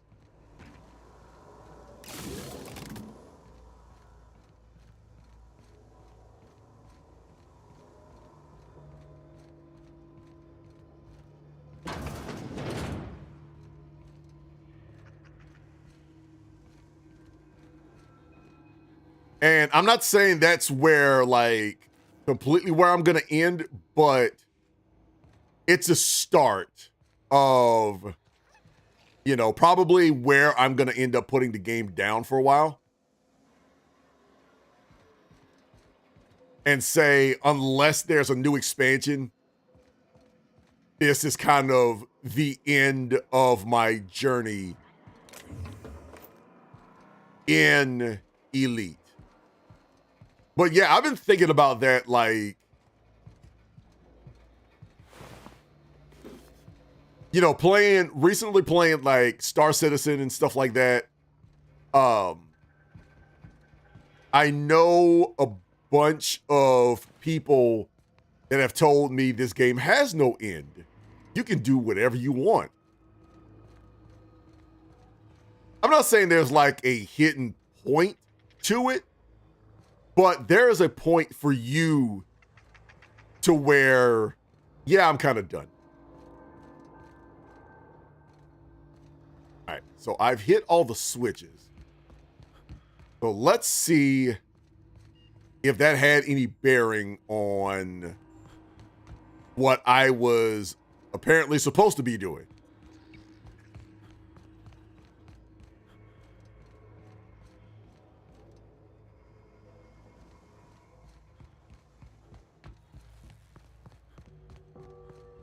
Yeah, no, but yeah, no, no. In general, for me, I put a game down whenever I feel like I've had my fill, and hey, sometimes I even manage to beat whatever game that is. A lot of the time, I don't. Okay. Hey, mister? Look, I know you want your power regulator and all, but I just gotta ask you. Do you understand what you're about to do? Oh, I wouldn't mind hearing opinions. I don't think you should cut off Edgewater's power. I think it would be cruel. I'm sorry. That just sort of came out all at once. Edgewater's hurting. We've been losing workers year after year, and corporate hardly ever sends replacements. There's barely enough Saltuna to fill our bellies anymore.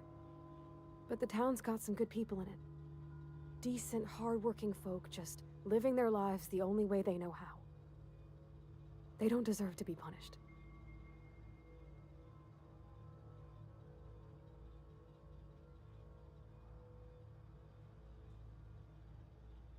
Did, however, recently play Resident Evil 9, and yeah, I didn't put that one down until I got all of the achievements. That is so much to Minecraft. In the past, it was always beat the Ender Dragon, summon and defeat the Wither.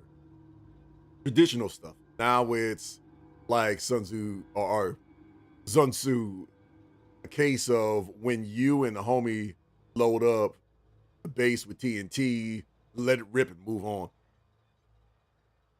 Gotcha. I can understand that.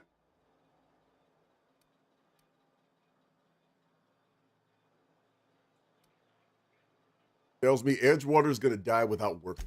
Ow. That sure sounds like Mr. Thompson. If he was standing here, I imagine he'd remind us of how we're all one big, happy Spacer's Choice family. In Mr. Thompson's eyes, those deserters are still part of the Spacer's Choice family. The family must work together in order to survive. Huh? I hate to say it, but I think Mr. Thompson's got a point. Unless those deserters come back, Edgewater's as good as dead. Cutting off their power might be the only way. But they are a community there, Parvati. It's just a story what they built. Miss McDevitt's built something beautiful. Somehow she's talked the ground into giving life again. It's plain to see she's made the Vale a better place. Fed the hungry, tended the sick. Gave a home to those that had none. But Miss McDevitt delights in Edgewater's suffering. She wants to hurt the town. Do you really want to be party to that kind of hatred?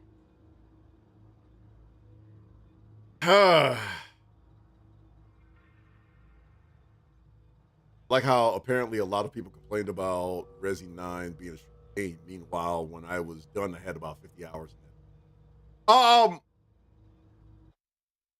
Okay. The thing about games like that, I've met quite a few people who have done this. Like,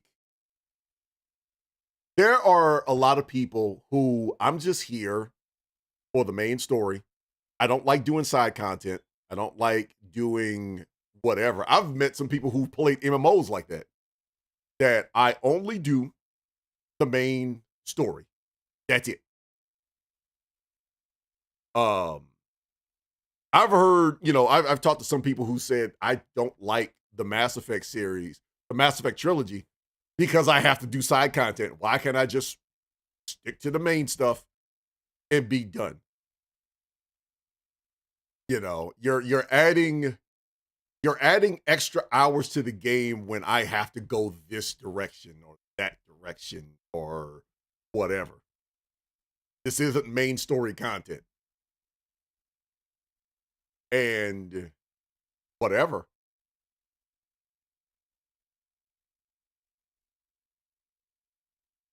people who want to get the most out of a game will try to do everything that they can out of said game before they put it down.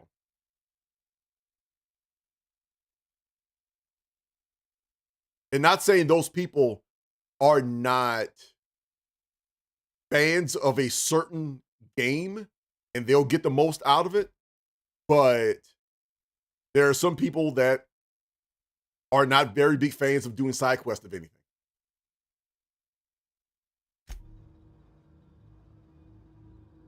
All right, I see your point, and I'm ready to make a decision. I didn't mean to babble on like that. I felt like I had to say something. Okay.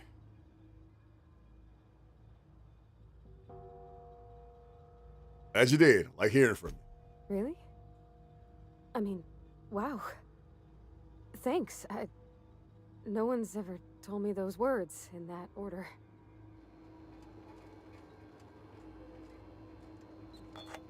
And this is the more I do this, the more I'm convinced I got to take the power out of Edgewater. You know what? That's a good point. That is a very good point. I would have to listen to Harding again. I get where those people are coming from. However, the way I see it, at least when it comes to Resident Evil, the main story is there to get you hooked on it. And the bonus stuff is there for you to have fun with it. But that's also the thing. Like,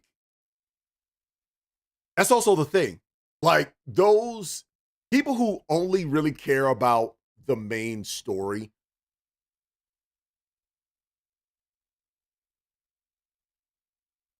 it's like, if you wanted me, like one cat that I had a conversation with basically told me, was like, look, if the makers of the game wanted me to know exactly what was going on with the game, they should have put it in the main quest.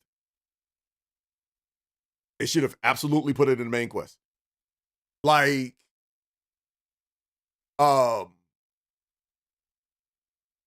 heard some people talk about that with, again, MMOs, where there's a whole bunch of side quests just for leveling.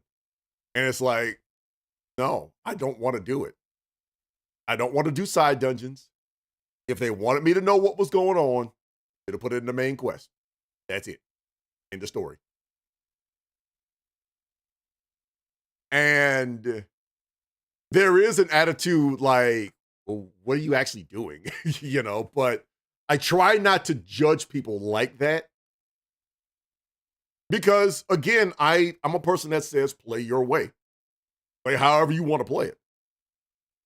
When they're locked into a certain mentality and keep that mentality over other types of games, they ain't gonna enjoy them. Yeah. Yes and no. It depends on, and I've learned this from having conversations about stuff outside of gaming. And there's a phrase called operational definition, right? What is your operational definition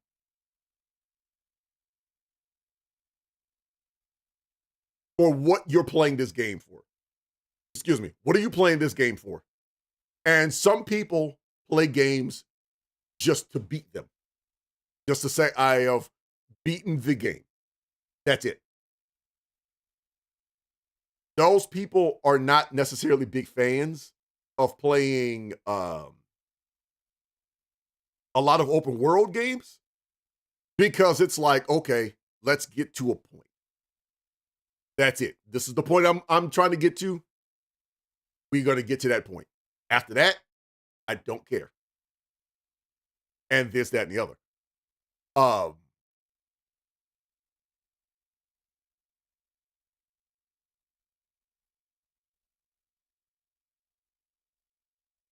So it just depends on what you're playing the game for. It's, I've beaten this game. I've beaten this game. I've beaten this game. And some people may look at it through the eyes of, well, you didn't get this ending. I don't care about this ending. The ending I got is the ending I got. I've moved on to something else. They may enjoy the game, but their attitude is, I'm here to beat. Their enjoyment comes from completing games, not getting all of the achievements, not super immersed in the world. It's, I want to beat the game. Kind of like, in some ways,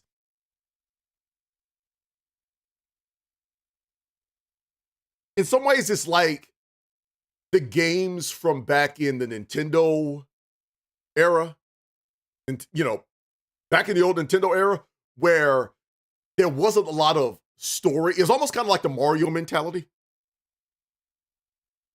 I'm saving the princess. That's it. I don't really care about Toad or Bowser Jr. or nothing like that. I am here to save the princess. That's it.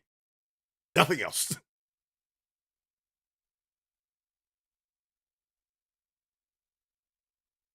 You know?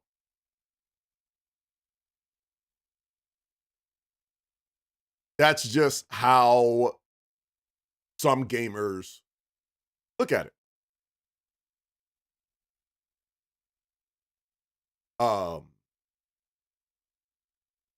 So I get the both ends of the argument. Like, especially I've also heard people counter that point saying, you've spent $60 on a game and the only thing you're going to do is just stick to this part and that's it. I get it. Some people don't want to be immersed. They want to go into a straightforward experience and be detached afterwards. I'm like that with some games. Yeah. I know with me, we're talking about backlog before. One of the main reasons why I keep the attitude that I keep when it comes to when I buy a certain game is I've scrutinized more what games I play. If I play a game, I want to be immersed in it. And if you cannot catch my attention, if it's not a game that I feel like I can be fully immersed in it, I won't play it. It's as funny as it sounds, it eliminates certain games that are good games. And this may hurt some people when I say this. I don't know if I'm ever going back to the Dragon Age series. I might. But if you ask me when, I have no idea.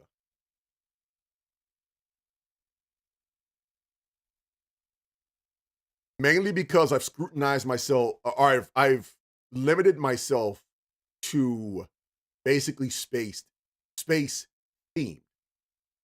And what I don't want is to get a game like Dragon Age, get halfway through it, and be like, I want to go back to space. And we're not in space anymore. At the end of the... Yeah, I've been asked, not necessarily by SSG, but I've been asked throughout the years by certain people saying, if I would ever, because we were talking about Mass Effect, would you ever try Dragon Age? It's like, I started with Dragon Age. I got to, I believe, halfway through 2 and stopped. And that's as far as I went.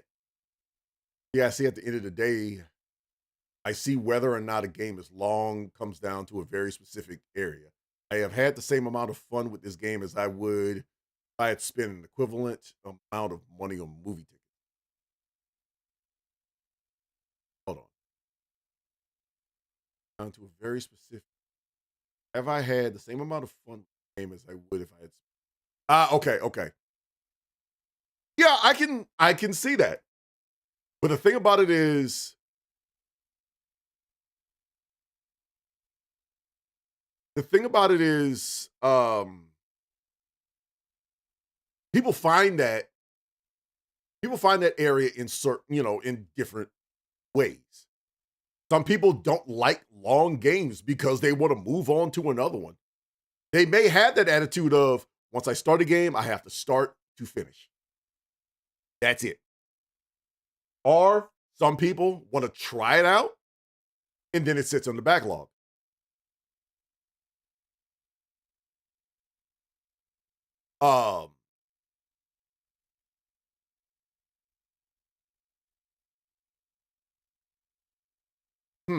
More I think about what you said, Blue, that's interesting.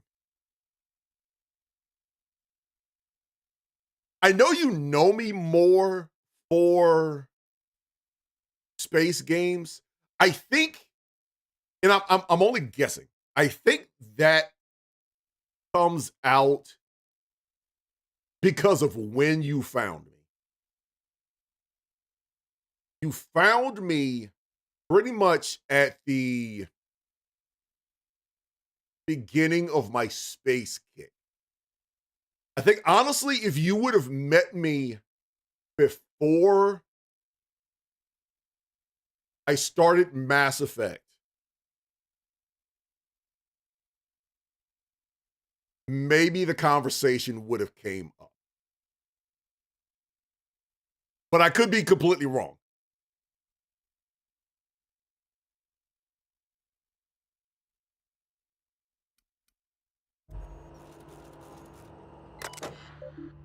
All right.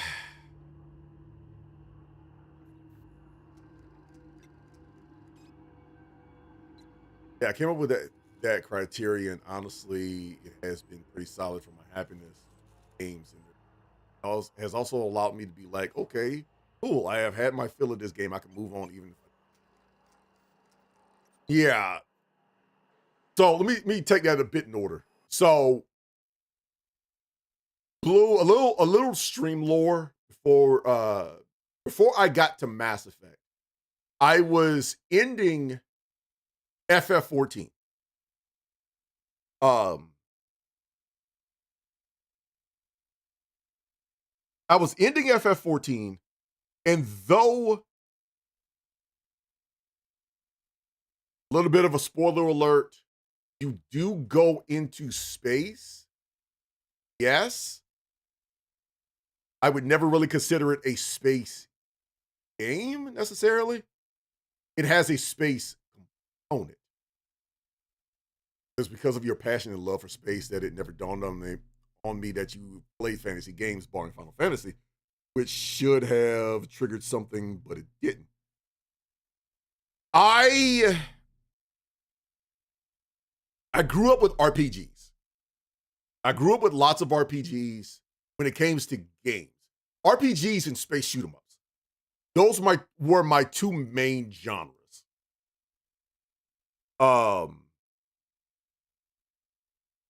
So I could have danced back and forth between fantasy games and space games.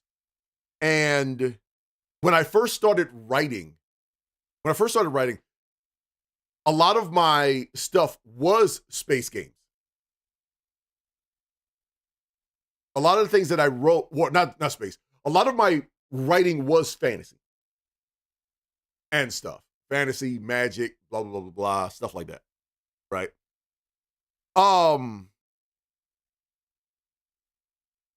Space was something that I put on the back burner because in some ways, having a conversation about space is not easy. Having a conversation about fantasy is an easier pill to swallow. Because people have more references when it comes to fantasy than they do with space. More relatable references that people can come up with fantasy than they do in space. Making space games is hard because in some ways there's a lot more of a science component to it there is a lot more like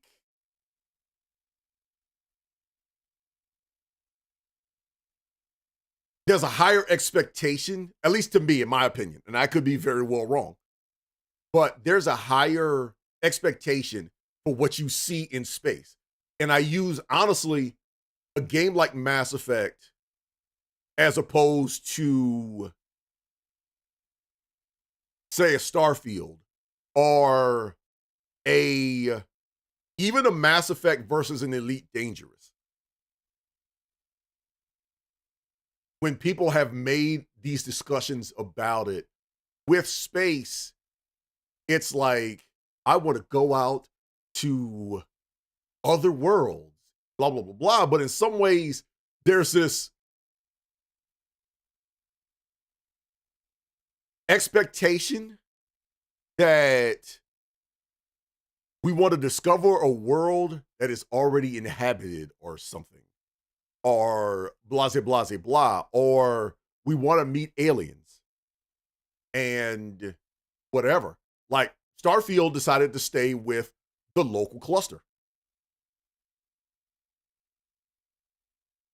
But in many cases,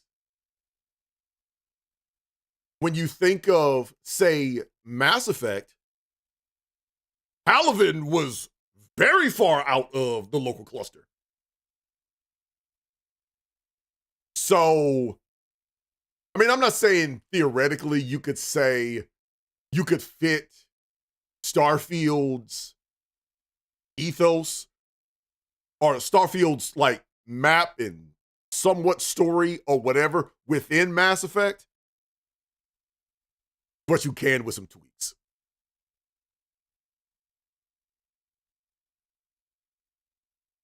So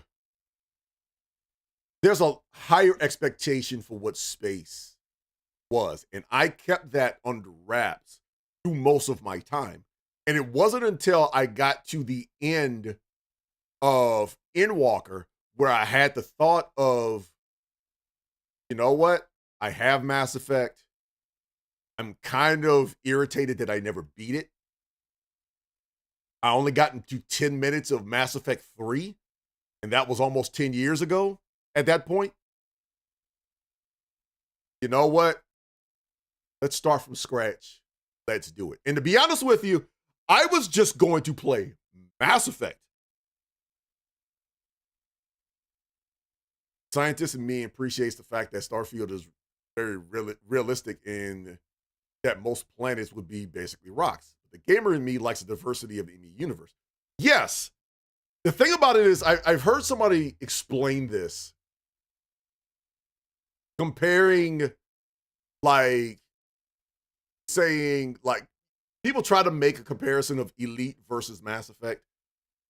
It's like with Elite, or with Mass Effect, you travel the entire galaxy, but in a manner of speaking, it almost feels like you're traveling planet to planet in some ways. But in Elite, you're literally traveling the galaxy. And I've heard so many people say that is very daunting. That is a very daunting thing. Like, why can't I just use the Mass Effect relays? Or the warp drive you expect, oh, I can go from here to Palaven in a blink of an eye. Not realizing, you know, a place like Palaven, you're looking at thousands of light years. And Elite, you're jumping system to system the entire time. And whatever. So it's like, what are you expecting out of your version of space? Games can be investments. If you don't feel like it's working out, then don't prolong it. There are games that I would not buy based on genre or style, but it's just decide to jump in with eyes and expectations, regardless of what I think I want from it. The initial level of detachment lets me go into new games with more interest. Yeah, exactly. Exactly. It's like, it's one of the reasons why I don't have the attitude that this game has to be game of the year or anything. I had started playing Surviving Series, and it's a very rudimentary game. It's nothing too big or whatever. I love the game. I do. But what I expect out of that game is what I expect out of that game. And most people need the infinity of space broken down into bite-sized chunks for them. There is nothing wrong with that. Exactly. So the whole attitude of play your way, me personally, that's how you play. I'm not here to govern how you play a game. Play the game. Play what you want.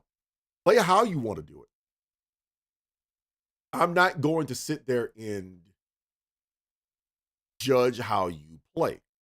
So long as you don't come after me and saying, you're supposed to play it like this. I'm not. Enjoy the game. I don't do a lot of big comparisons like, well, this game is better than this game because of. I don't like doing that. I really don't. If it's a game that doesn't work for me, I won't play it. It's just not my cup of tea. It. Like I had one game that drove me nuts once, and that was during the PlayStation 1 era. And ever since then, of how heated I got about the design mechanics of that game, I told myself I'll never get to that place again. Because it's a waste of blood pressure. Getting yourself that heated. If it's something that needs to be fixed, bring it up. Yes, absolutely bring it up. But also at the same time, don't lose sleep over bad game mechanics.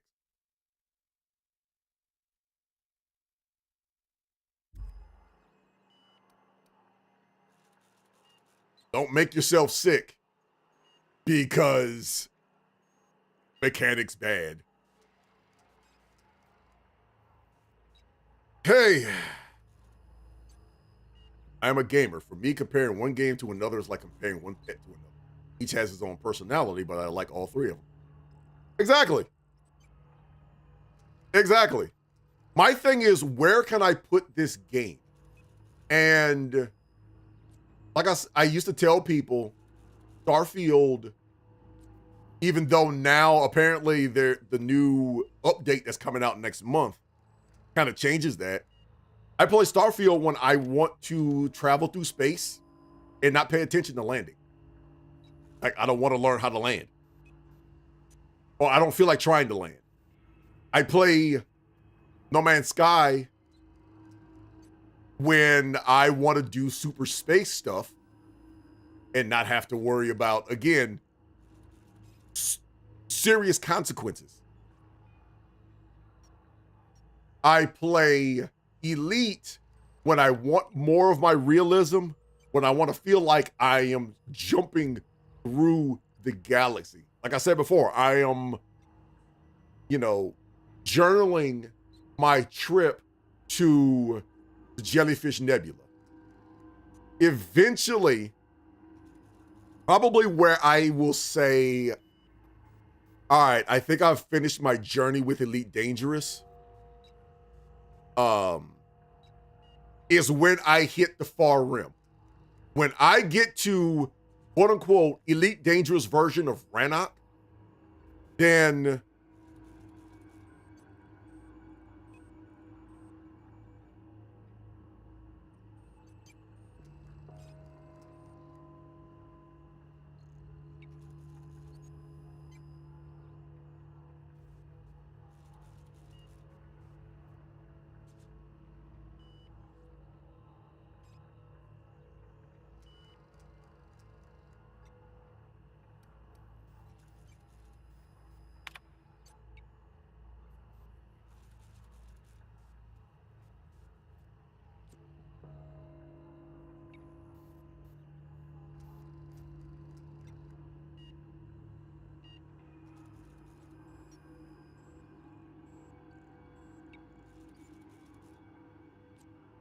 Okay. Appreciate it. Appreciate it. I had to sneeze for a second.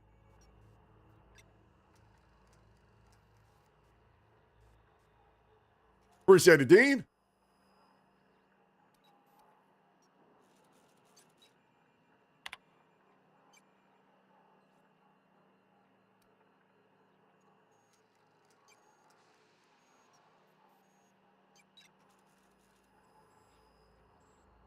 I am conflicted. And we're still at 22% efficiency, so the buttons and stuff I've done hasn't changed a bit.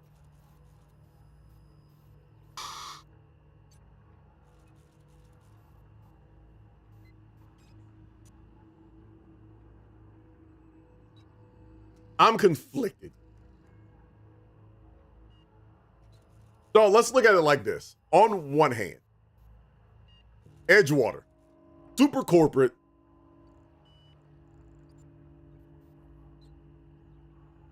I can see you laughing at me. It's be a chef. Could not hear it.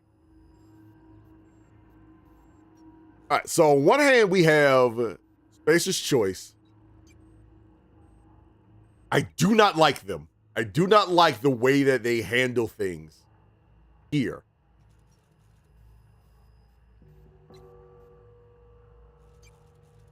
That is the constant. That's true. But it's providing jobs. But my question is it providing jobs or is it Stockholm Syndrome? Number one. Number two, is Spacer's Choice going to jump down the throat and come after the botanical laboratory and smoke them anyway? But you kind of defeated the entire purpose.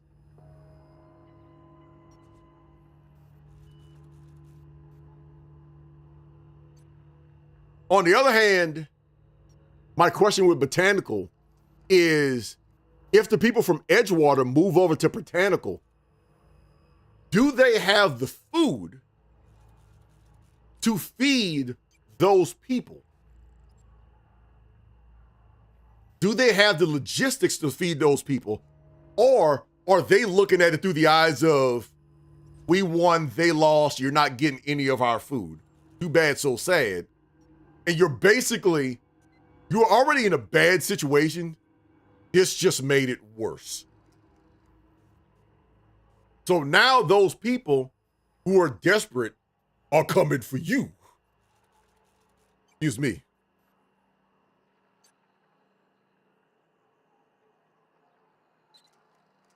So in some ways,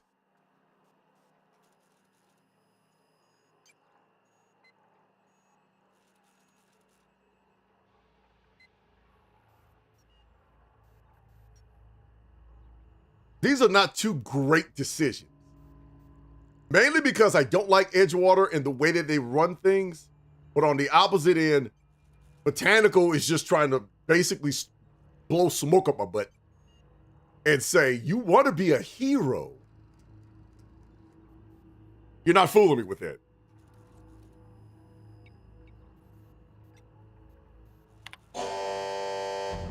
All right. Screw it.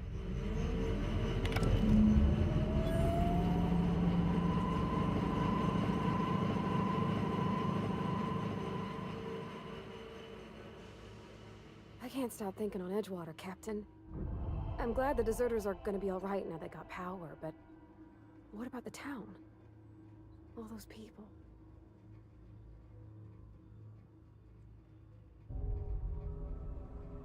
Spacer's Choice represented. Let's see. I noticed you mentioned your dad a lot, but not your mom. Legally, my board cannot declare whether they will pursue hostile action against the greenhouse, but probably will. Those are not Spacer's Choice approved avocados.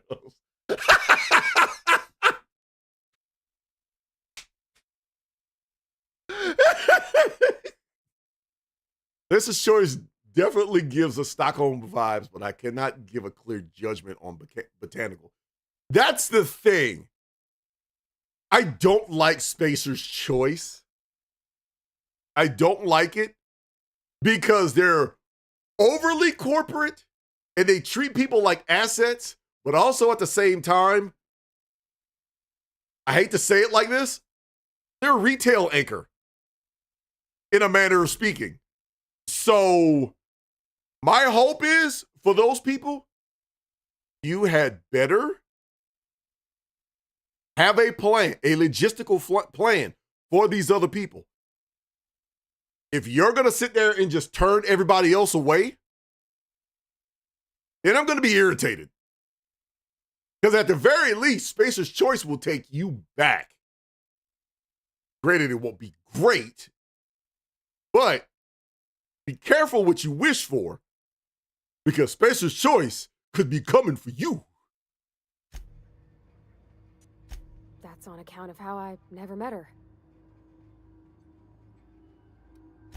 She was in another division of the Spacer's Choice family. She worked in the Vale a few months, sorting the cannery computers.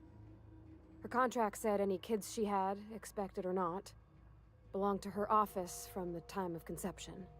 So when I was born, I got sent here.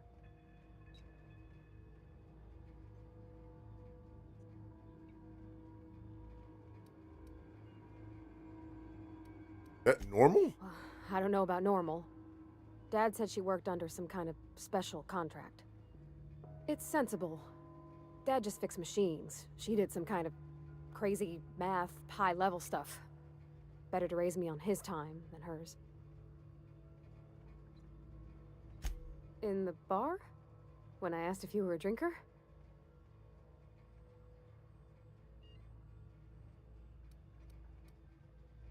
Aren't you allowed in the story? There was a kind of a thing with a vending machine when I was 12. That was 16 years ago. Not intentionally. I've always been good with my hands, right? So I saw a lock on the machine and thought, oh, this must be how they refill it. But I had to know. So I did my thing. And next thing I know, there's a couple hundred bottles of Zero G rolling out the front door and into the road. It's not funny. Right about then, a bunch of loaders came rolling in the gate, fresh off the Saltuna ships. Oh. Mr. Thompson was up on the porch making a speech about how everyone would have to volunteer a third shift to get it all canned. Oh. Anyhow, you ever seen an auto loader run over a bottle of Zero G? Oh. Go on. Exploded all over Mr. Thompson. One bottle after another as the loaders went by. I was just shy of working age, so Dad had to pay all the damages. Moreau's still angry at me. Oh. I laugh about it now, but I just about puked up my guts in terror in the moment. That's the one time I ever made Mr. Thompson look a fool. You asked if I was a drinker. Sorry. I know, it's none of my business.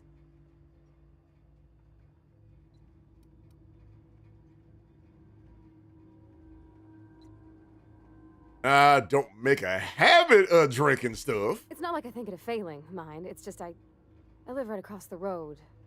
Most nights I watch folks out my window. When they come in here, they might be happy or sad. Mostly they're tired.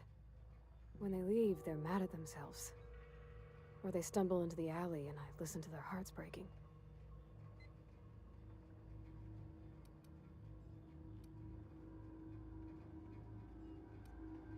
Like the folks here live hard lives. But we don't think on it that way. All right. So the botanical garden has the power. Uh-oh. Wait a minute. Is the boss here? Or is that just the front door? Okay, that's just the front door. I'm about to say, I thought he was going to show up and say, I'm going to handle this personally.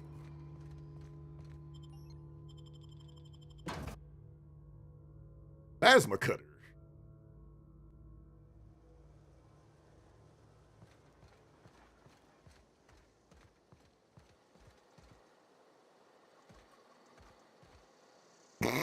Boss man pulled it. I wonder how he got here so quick. F.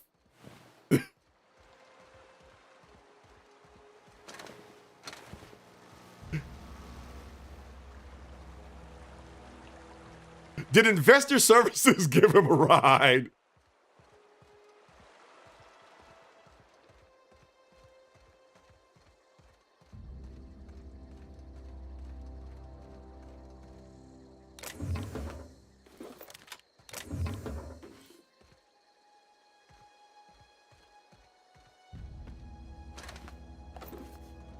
Like these. All right, where's the botanical? First, I want to see if anything's changed.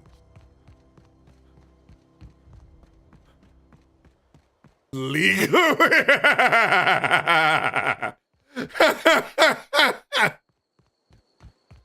Say no more.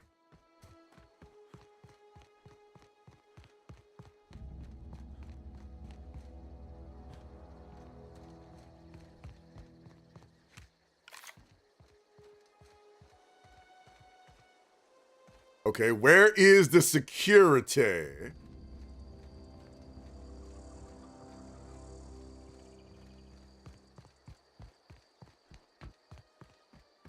Okay, security isn't here. Wait a second. All right, now where is everybody else? I better not have been hoodwinked.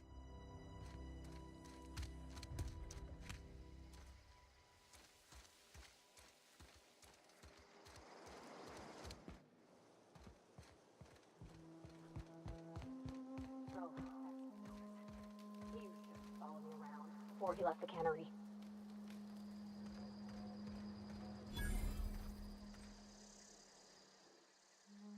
Oh, didn't see you there. I was just occupying myself with a little engineering. Uh-huh. Whoa, Miss Parvati. Hey, you're, what, how are you? Hi. Hello. Are you, are things safe out here? How are you keeping? Great, just great. I've been trying to keep stuff running, just like you. Only I'm not so... Wait, they didn't kick you out, did they? Oh gosh, no, I'm just along with this fella here. Are you from town? I mean, you don't exactly look like you're from town. I was passing through. Sorry, I just wasn't sure if you were from town or if you were one of us. Something's been chewing at me, you see. Fact is, I've been, well, lying. To everybody here. Camp thinks I'm a mechanical genius, but I couldn't fix a busted chair. Oof. Never too late to learn. I can give you a couple of pointers there, my guy. Take all the help I can get. I set my mind to learning the craft of the engineer, you see. I want to Make it till you make it. myself. You ever heard of the Young Spacer's Guide to Mechanical Engineering? Comes in a set of 3. If I had my hands on one of those data pads, I could teach myself the ins and outs. Those are good. My dad kept a copy with him when he was working in the cannery. I know the old community center kept a copy. Should find another one back in town. If you could find me even one of those pads, I'd be greatly obliged. I'll let you know if I find anything. I'd be grateful. All right. We've stalled long enough.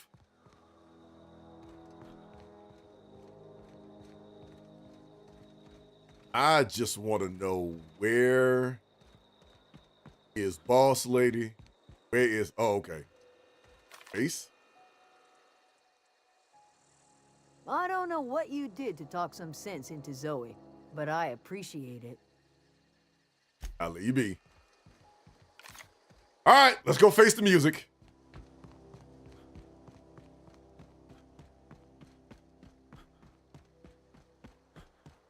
Let's go face our decision. I think what we're gonna do is we are hopefully going to fix this ship and get out of here. And that's where we're gonna end it today.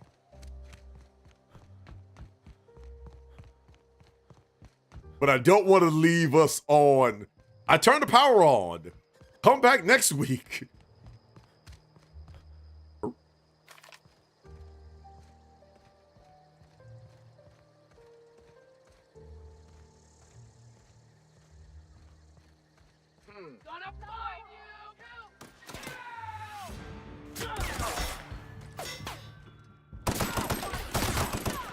Okay.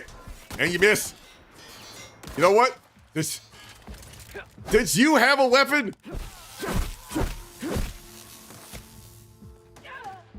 let me try it out myself.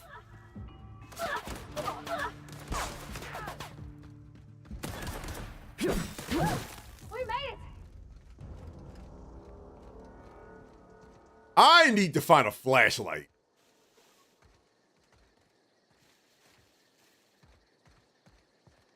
I honestly need to find a flashlight. The mining gear. And if I get enough ammo,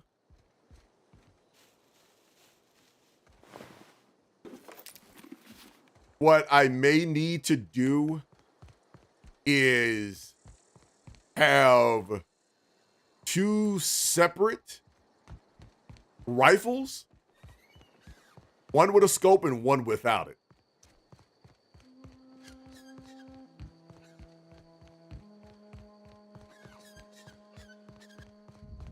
I'm going to go out on a limb and say some are weak to ballistics and some are weak to energy.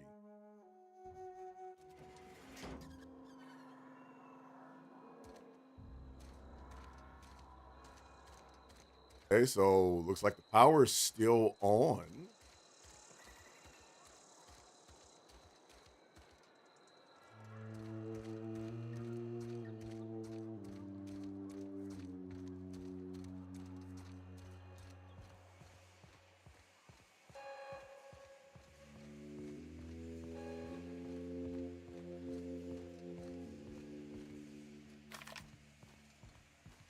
Pull out this thing. You want to know what gets my bile churning? Edgewater has suffered a cavalcade of disasters, plague, marauders, desertion. Then you wandered in town. And I was so damn sure our luck was starting to turn. I never knew how right I was. Just answer one question for me. Why'd you do it?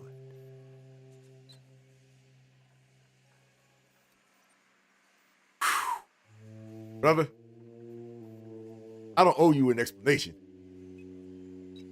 Be honest with you, in my head, I don't like you. You're right. I put the fate of our town in the hands of some feckless transient. This is my fault, and all Edgewater's paying for my mistake. Whatever you were hoping to find down here, I advise you to turn around and leave. I have got guards posted with orders to fire on you.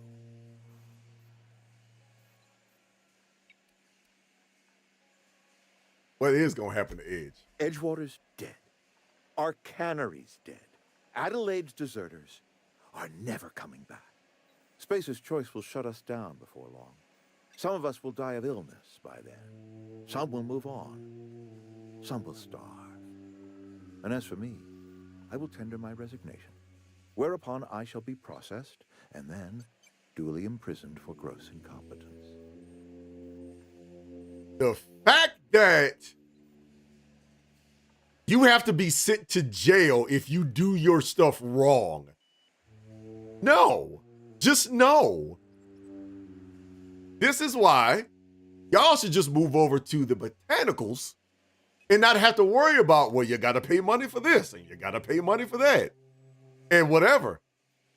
Somebody figured out how to grow food over there. Learn from that. Do some stuff on your own and whatnot. Spacer's Choice is just going to end you. This is Stockholm Syndrome.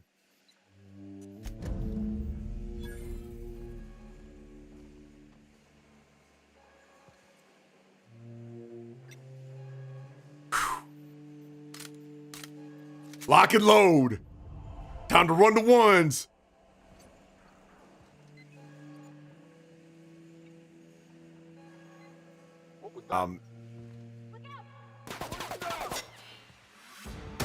I wasn't gonna shoot first.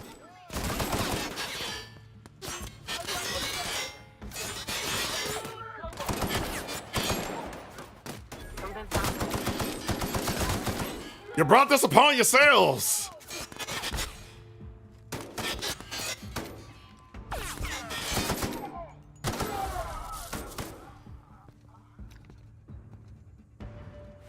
I want to say I'm sorry, but I'm not.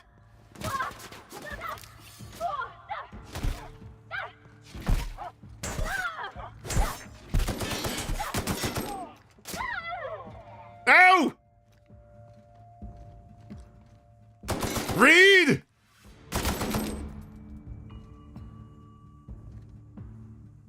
Ace's choice or not cautious?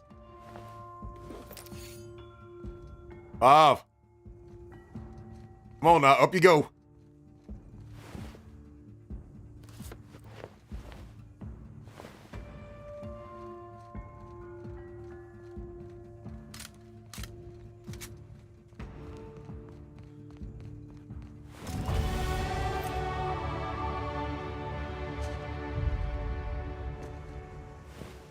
And that's level 7. Hey, and Pav is up. Sprats.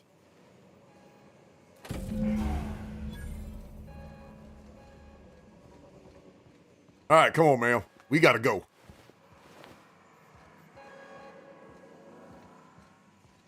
Well, at least Thompson's not going to jail.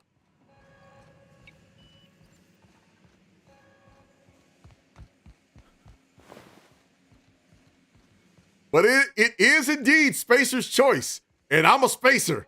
And it's my choice.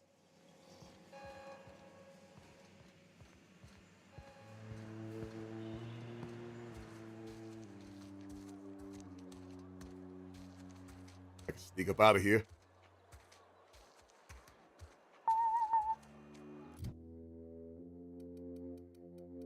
All right, let's see.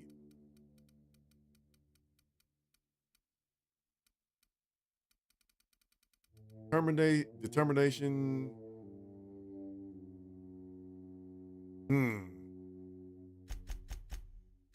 Let's up that dialogue a bit.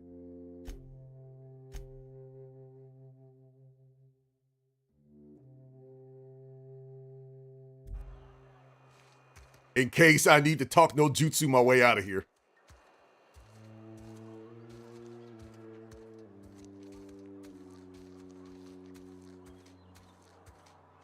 Exactly!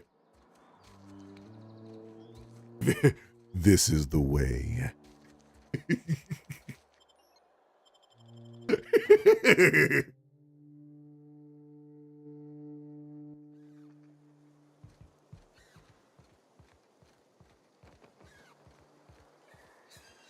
Uh-oh, got Angies.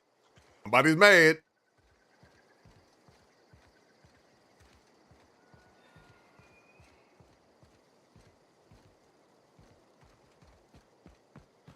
What? I don't care if you're mad. I'm going back to my ship.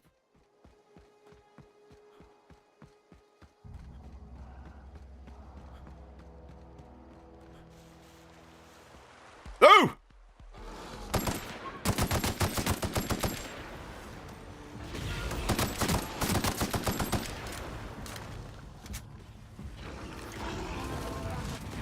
No, you don't.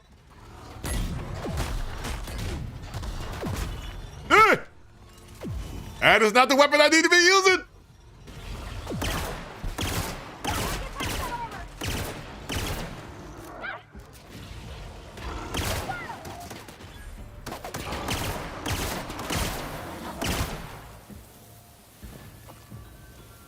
Right? Ow.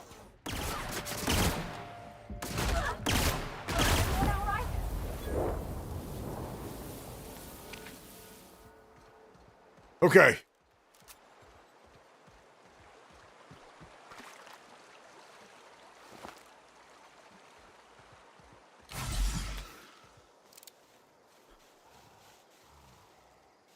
This is a Spacer's Choice to Prove whipping.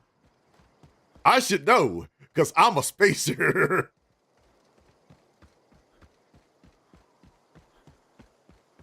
And it's my choice. This was never gonna end well.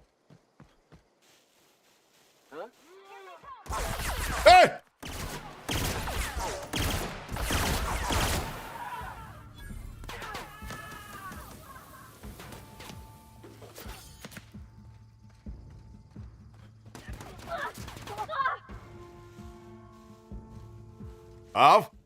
Out to me.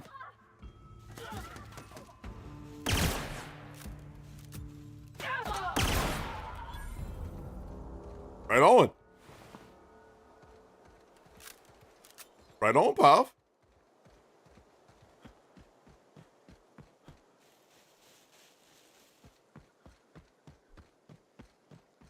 All right, let's keep this moving.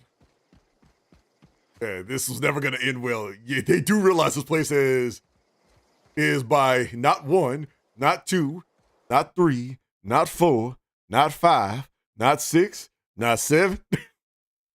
If you know, you know.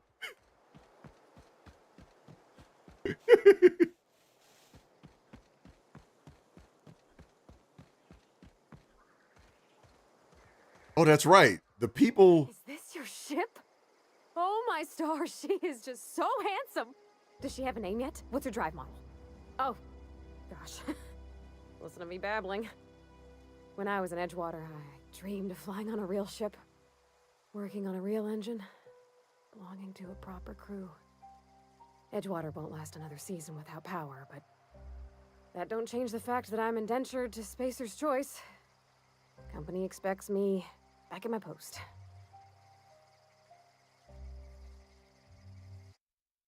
No. It was during the time after the decision in the NBA when LeBron James moved out to Miami, and their first major press conference between LeBron, Dwayne Wade, and Chris Bosh. Bron looked over at everybody, and it's a memed thing that you could look up. But Bron said, when they were talking about how many championships they can win, Bron was like, not 1, not 2, not 3, not 4, not 5, not 6, not 7. Panning tuna right next to volcanoes, crazy gorillas, and insane raiders was not in the work brochure.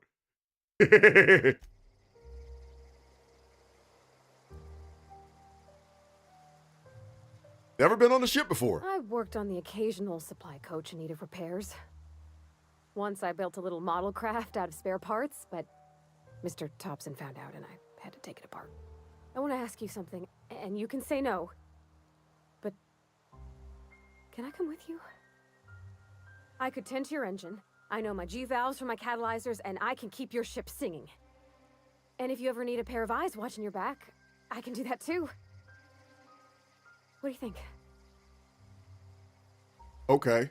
For one, you've been with me this entire time, helping me out, watching my back, and whatever. 2, when I shut the power off to Edgewater, you rode with me. And you haven't shot me in the back.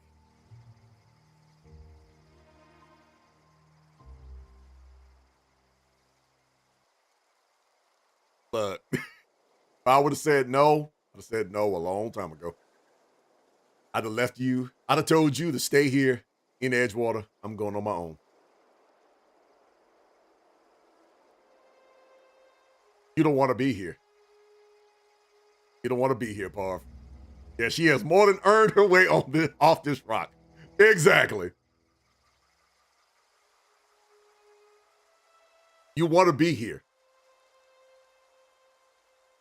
Why am I supposed to say no? How am I going to say no? Pick a cabin. It's yours.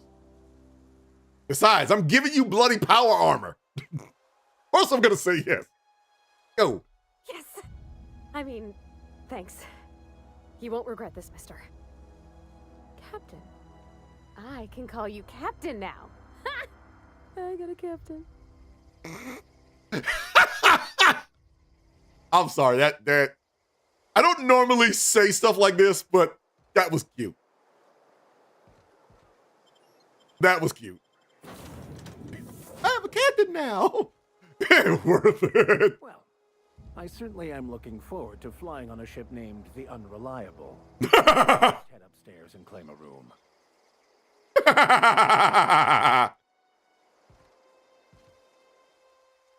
Yeah, huh? Your boss is dead. You have extended vacation leave. You see, Chef, you're not the only one. You're not dealing with the average recruiter.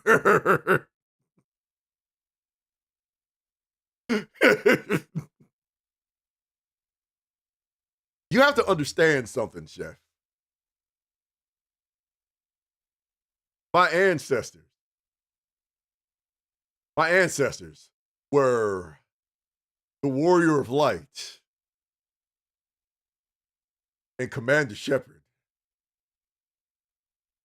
I know how to recruit people.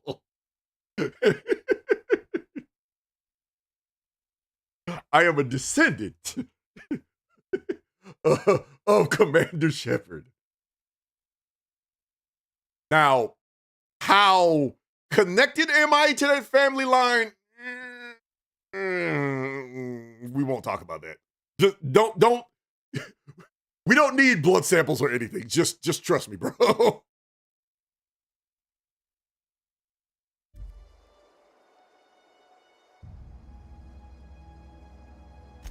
He's just interested in fixing stuff. He always used to follow me around, asking me to explain what I was doing. Like a puppy, kinda. I have not lately seen a man with a bigger, more obvious crush. I'm just glad he's alive. That he's okay. I mean, when Mr. Thompson said he was fired, we all expected the worst. If he wants to learn about engineering, we should help him get those data pads he wants. I'd like to do that for him.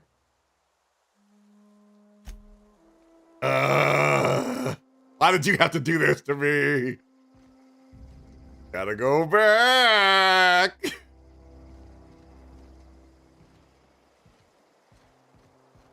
So, you know what?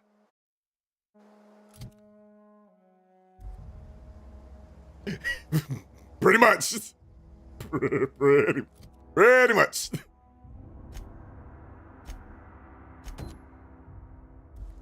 Well, we got a little time. So let's go grab those books.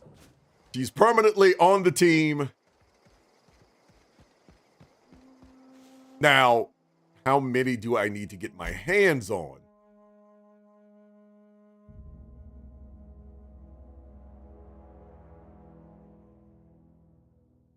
Shepard is the galaxy's most aggressive union representative and is very effective, so I can see it. Yes! Yes! I've learned from the best. Engineering Volume 2. Do I need to grab all three?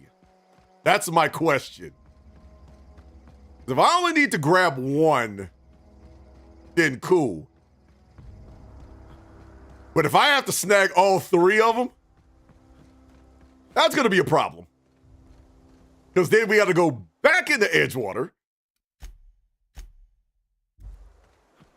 Potentially barbecue some fools.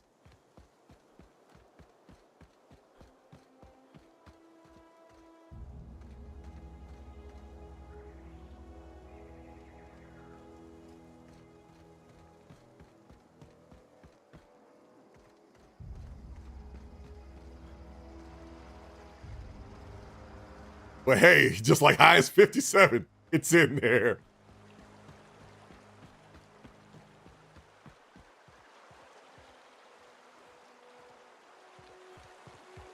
They didn't shoot me.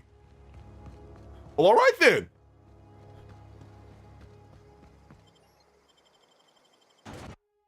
We can feel free to walk right back in. I think.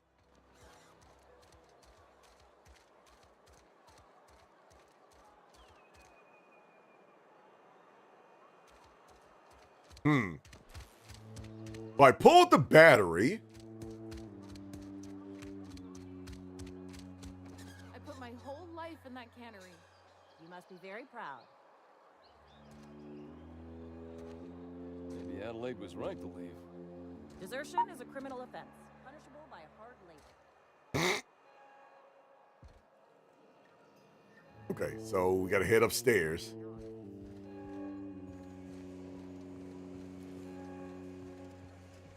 I mean, this is a job, not a military operation.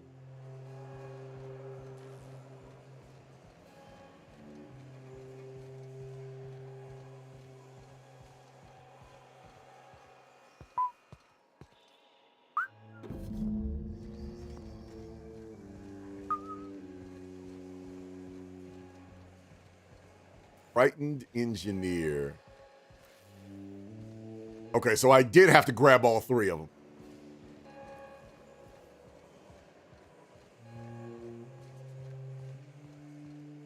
What are we supposed to do now?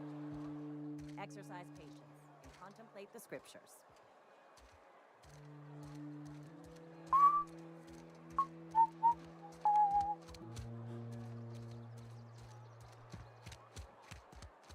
Nobody saw that.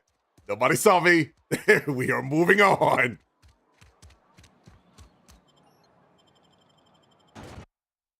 No boss means no new orders. The KOS did not reach them. Exactly. And I will take it.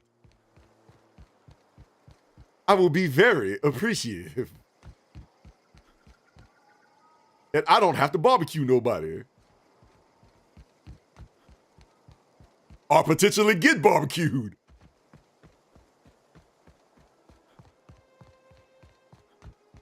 So we'll grab these volumes, help out old boy, and then we will dip from planet. Oh. I was about to say, I thought we was about to deal with some smoke dealers. Nope, these are just chickens.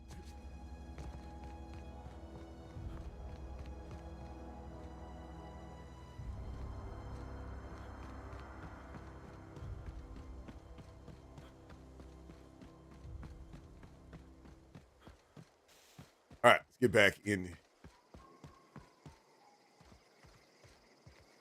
Well, practice makes perfect. It's just not any target practice. It's live target practice.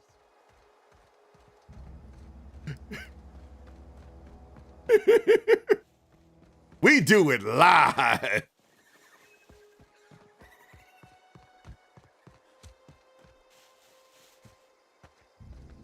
Scheduling your appointment today.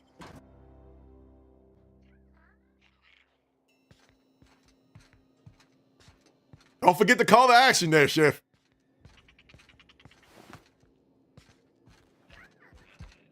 Okay, so this place is still cleaned out. And I guess I left some heavy ammo.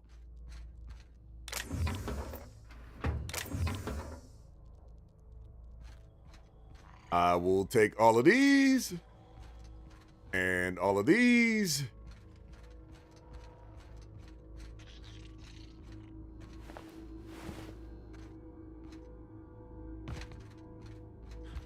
And let's get out of here.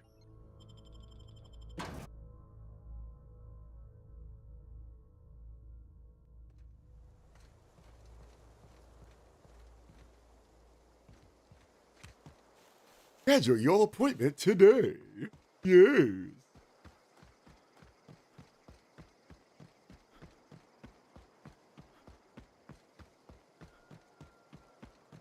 Oh, and we're going back into here.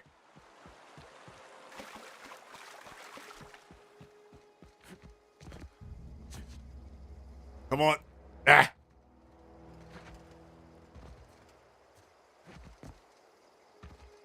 I think, honestly, Parvati was just ready to leave. Especially after how they treated her pops. I think that was the last straw for her.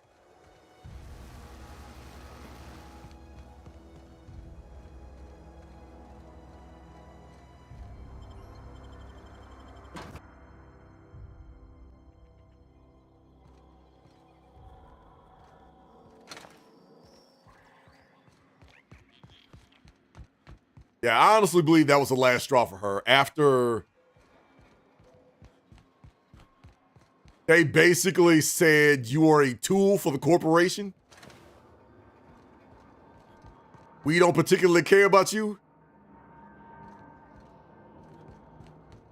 When I offered, or when she said that, when she asked to come with me, that was less about let me come with you and more about don't send me back. I can't do this here anymore.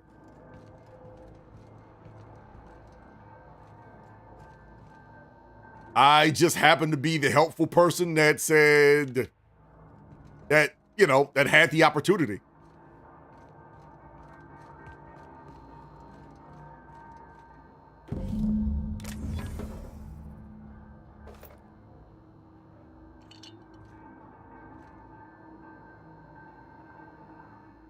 What's eating you? Oh, and I will see myself out.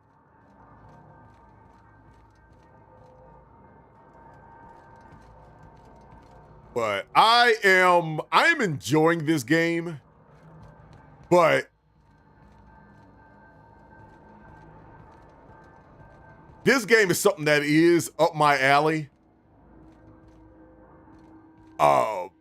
Now I come in with this game with kind of a Fallout mindset. What I was not expecting, to be honest, is how wild this story is.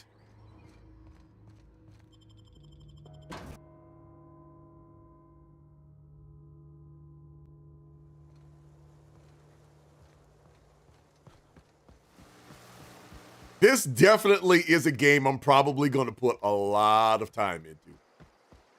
Even after I've beaten it, I don't know if there are multiple endings or anything.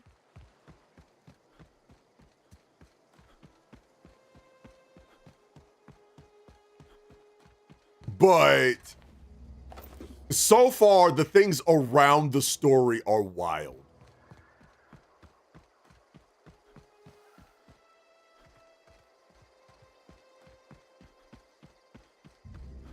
And so far, I'm kind of liking the companions that they have.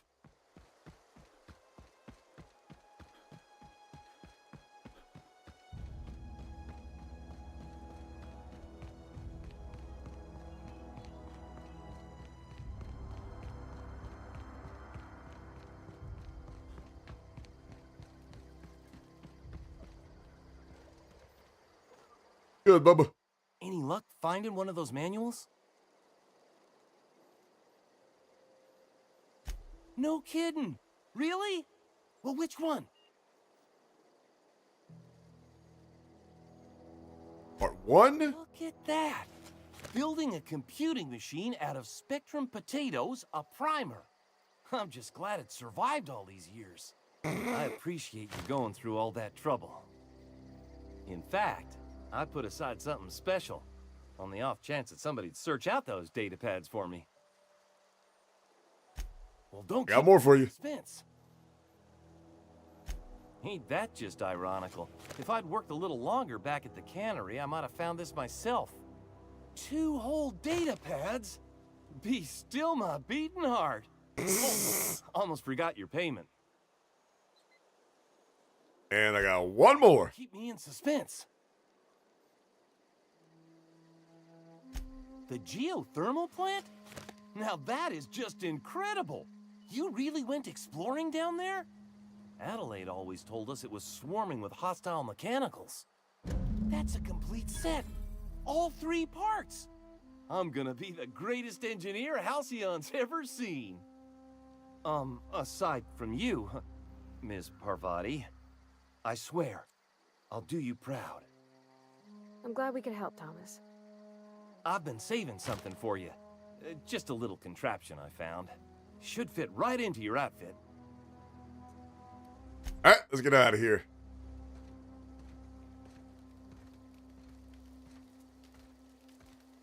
And I think I am over cucumbered. Ah, there you are. You hear that? That low, pleasant hum of electricity? It whispers across the veil like the winds of change. You've done well. I would have paid my last 5 bits to see the look on Reed's face when the last lamp in town burnt out and the cannery fell to silence. There's a reason why you got a grudge against a dead man? My son worked in that cannery. When the plague started coming, he was one of the first to fall sick. We had a store of medicine locked away, but Reed refused to treat him. Said my boy didn't deserve treatment. Said the medicine would have been wasted on him. So I buried my boy in the cemetery, gathered my belongings, and left. That's as much of the story as you need to hear.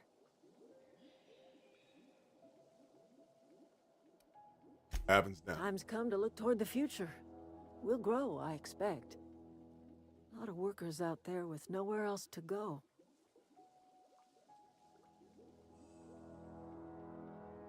A lot more mouths to Not feed. as many as you'd think. We're not about to let the whole town join our flock. Just the ones willing to renounce their corporate loyalties and live the way nature intended. I am curious. Why did you help us? You don't know who we are. You don't owe us a thing. The plant's crawling with mechanicals, so it stands to reason you risked your life.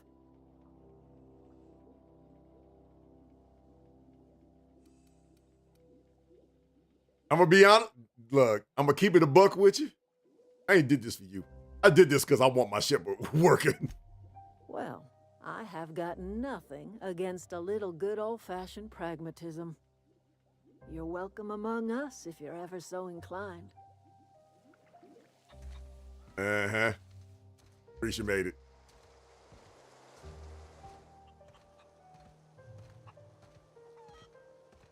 All right, let's go sell some stuff, get on this ship,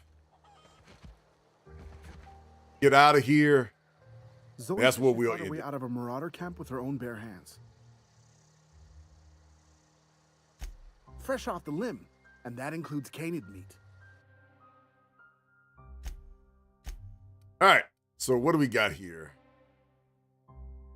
Ooh, automag pistol. That one's pristine. I will take it. Backhammer. Assault rifle. 15.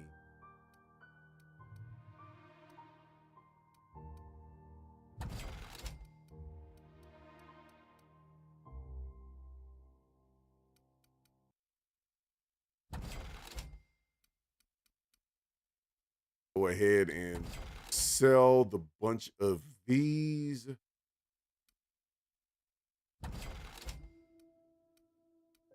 Start off. Light assault rifle. You know what? I'll keep it. Why not? Strip blade, century saber, light pistol.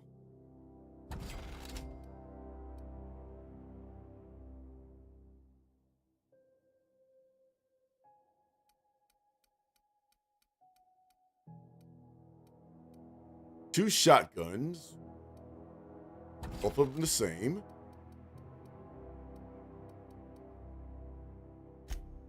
That's done. Elite troop armor. Dodge and stealth skills. Okay, so I will keep that one.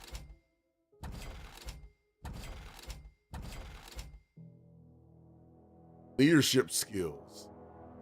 I'll keep that.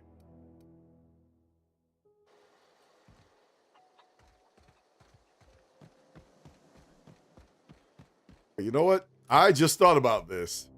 This is a Bethesda-ish game, which means I should be able to fast travel.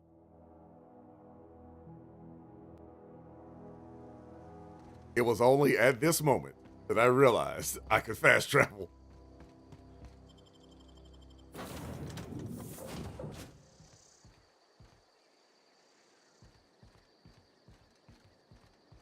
Captain, I have detected that the town of Edgewater is now without power. I appreciate you doing your part to hasten their demise.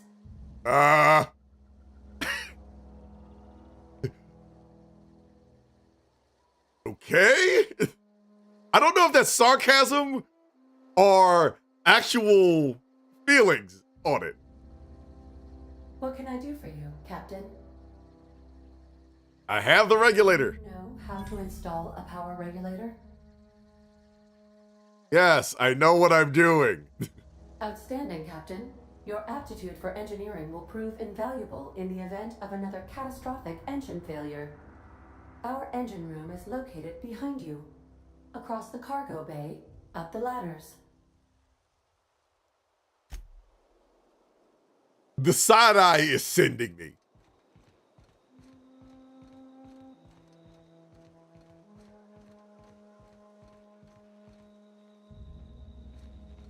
That side eye is constantly sending me.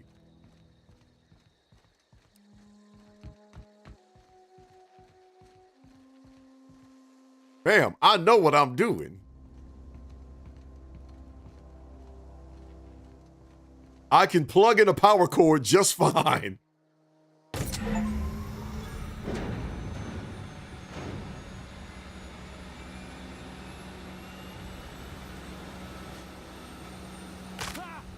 Ow. All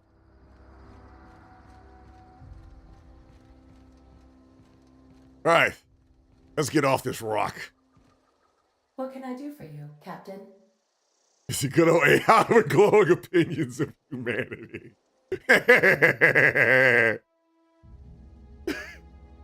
I will say, Ada is slowly creeping up on my favorite ship computers and AIs in game, only because of the side eye. I don't know why. She's giving me a lot of Edie vibes.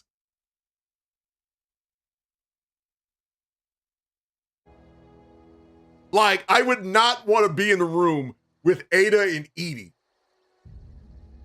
because you're going to get roasted. Poor Joker. All systems are operating within acceptable parameters. I am prepared to bring the unreliable into low-altitude orbit.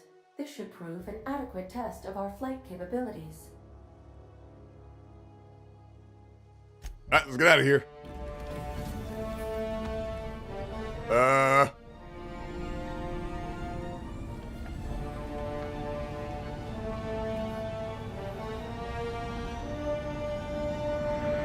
And tally-ho! We have received a communication request from Dr. Phineas Wells. All right, I've been waiting to hear from this man. Ah, there you are, hale and hearty, and captain of your own ship. I see you're putting the unreliable to good use. Shame about her former captain. Horrible way to die. How are you feeling, by the way? I lost track of you in that cave back there.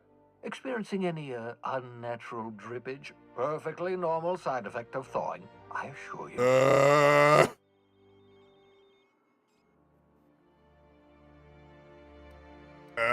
Look, man, get to the point. What you saw in Emerald Vale is happening all across the colony. Food shortages, lack of supplies, and basic necessities. We're dying. The chairman, the minister, and all their lackeys on the board are to blame. The Hope has some of the brightest minds Earth ever sent us. If we can revive the Hope's colonists, they can help us undo the board's mistakes. They can help us set things right.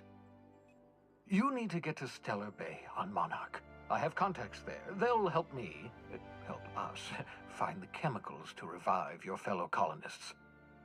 Gladys Culkelly, lovely woman, runs a cozy little black marketing outfit on the Groundbreaker. She can get you a nav key to land on Stellar Bay. All right, I'll go have a word with Gladys then. Excellent. I'll send her a wireless. Let her know you're coming. By the way, I gave Captain Hawthorne a disguise apparatus of my own design, cutting-edge technology years ahead of its time. I call it the Holographic Shroud. I'm sure it will prove remarkably useful to you. You'll find it in the captain's quarters. I'll put it to good use then. I'll contact you once you've found a way to get to Stellar Bay. If you have any questions, come see me in my lab. And remember, don't trust the board. They'll try to win you over with promises of wealth and power, but it's a lie. The board's only interested in filling their own pockets. If we don't put a stop to them, they're going to run this colony to the ground. Transmission ended. If you are ready to depart, please select a destination on your navigation terminal. Made it. All right. And I think that, let's go grab this holographic shroud. I think that is where we're going to end this today.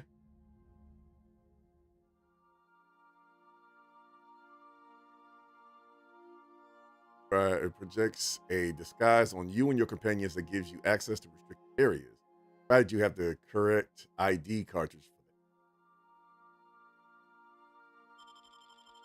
that. Reese made it. But yeah, I think that is where we're going to end it today, gang. Thank y'all for coming through as always.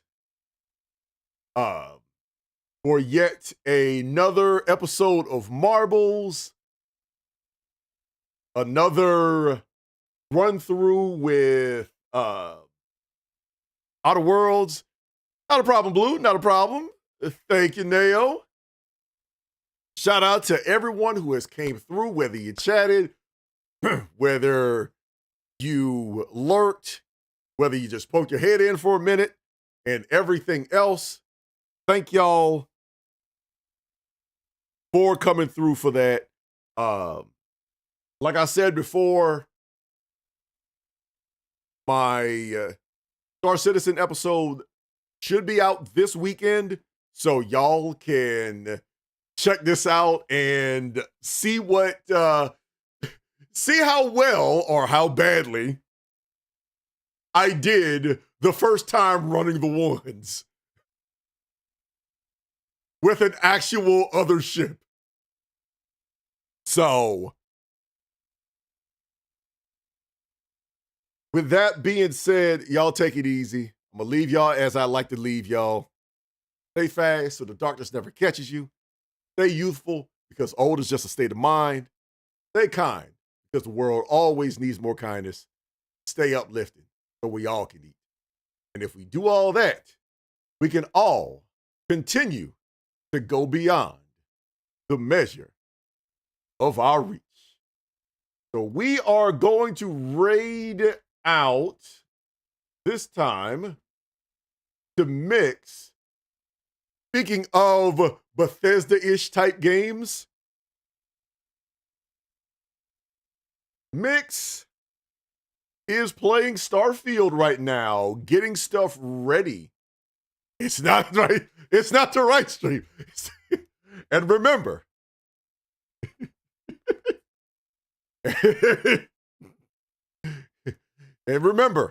it's not a stream. It's a Tyrone stream. Y'all take it easy. But yeah, he is playing Starfield right now, getting stuff ready for the update next month. So we're going to go ahead and say hi to him, show him love, and everything else. So y'all take it easy. And if I do not see y'all live online or in y'all's chat, I will see y'all live online next time. Next Friday for week 12 of Marbles. Who is going to overtake the top 3? Y'all just have to come in next time. Y'all keep it easy.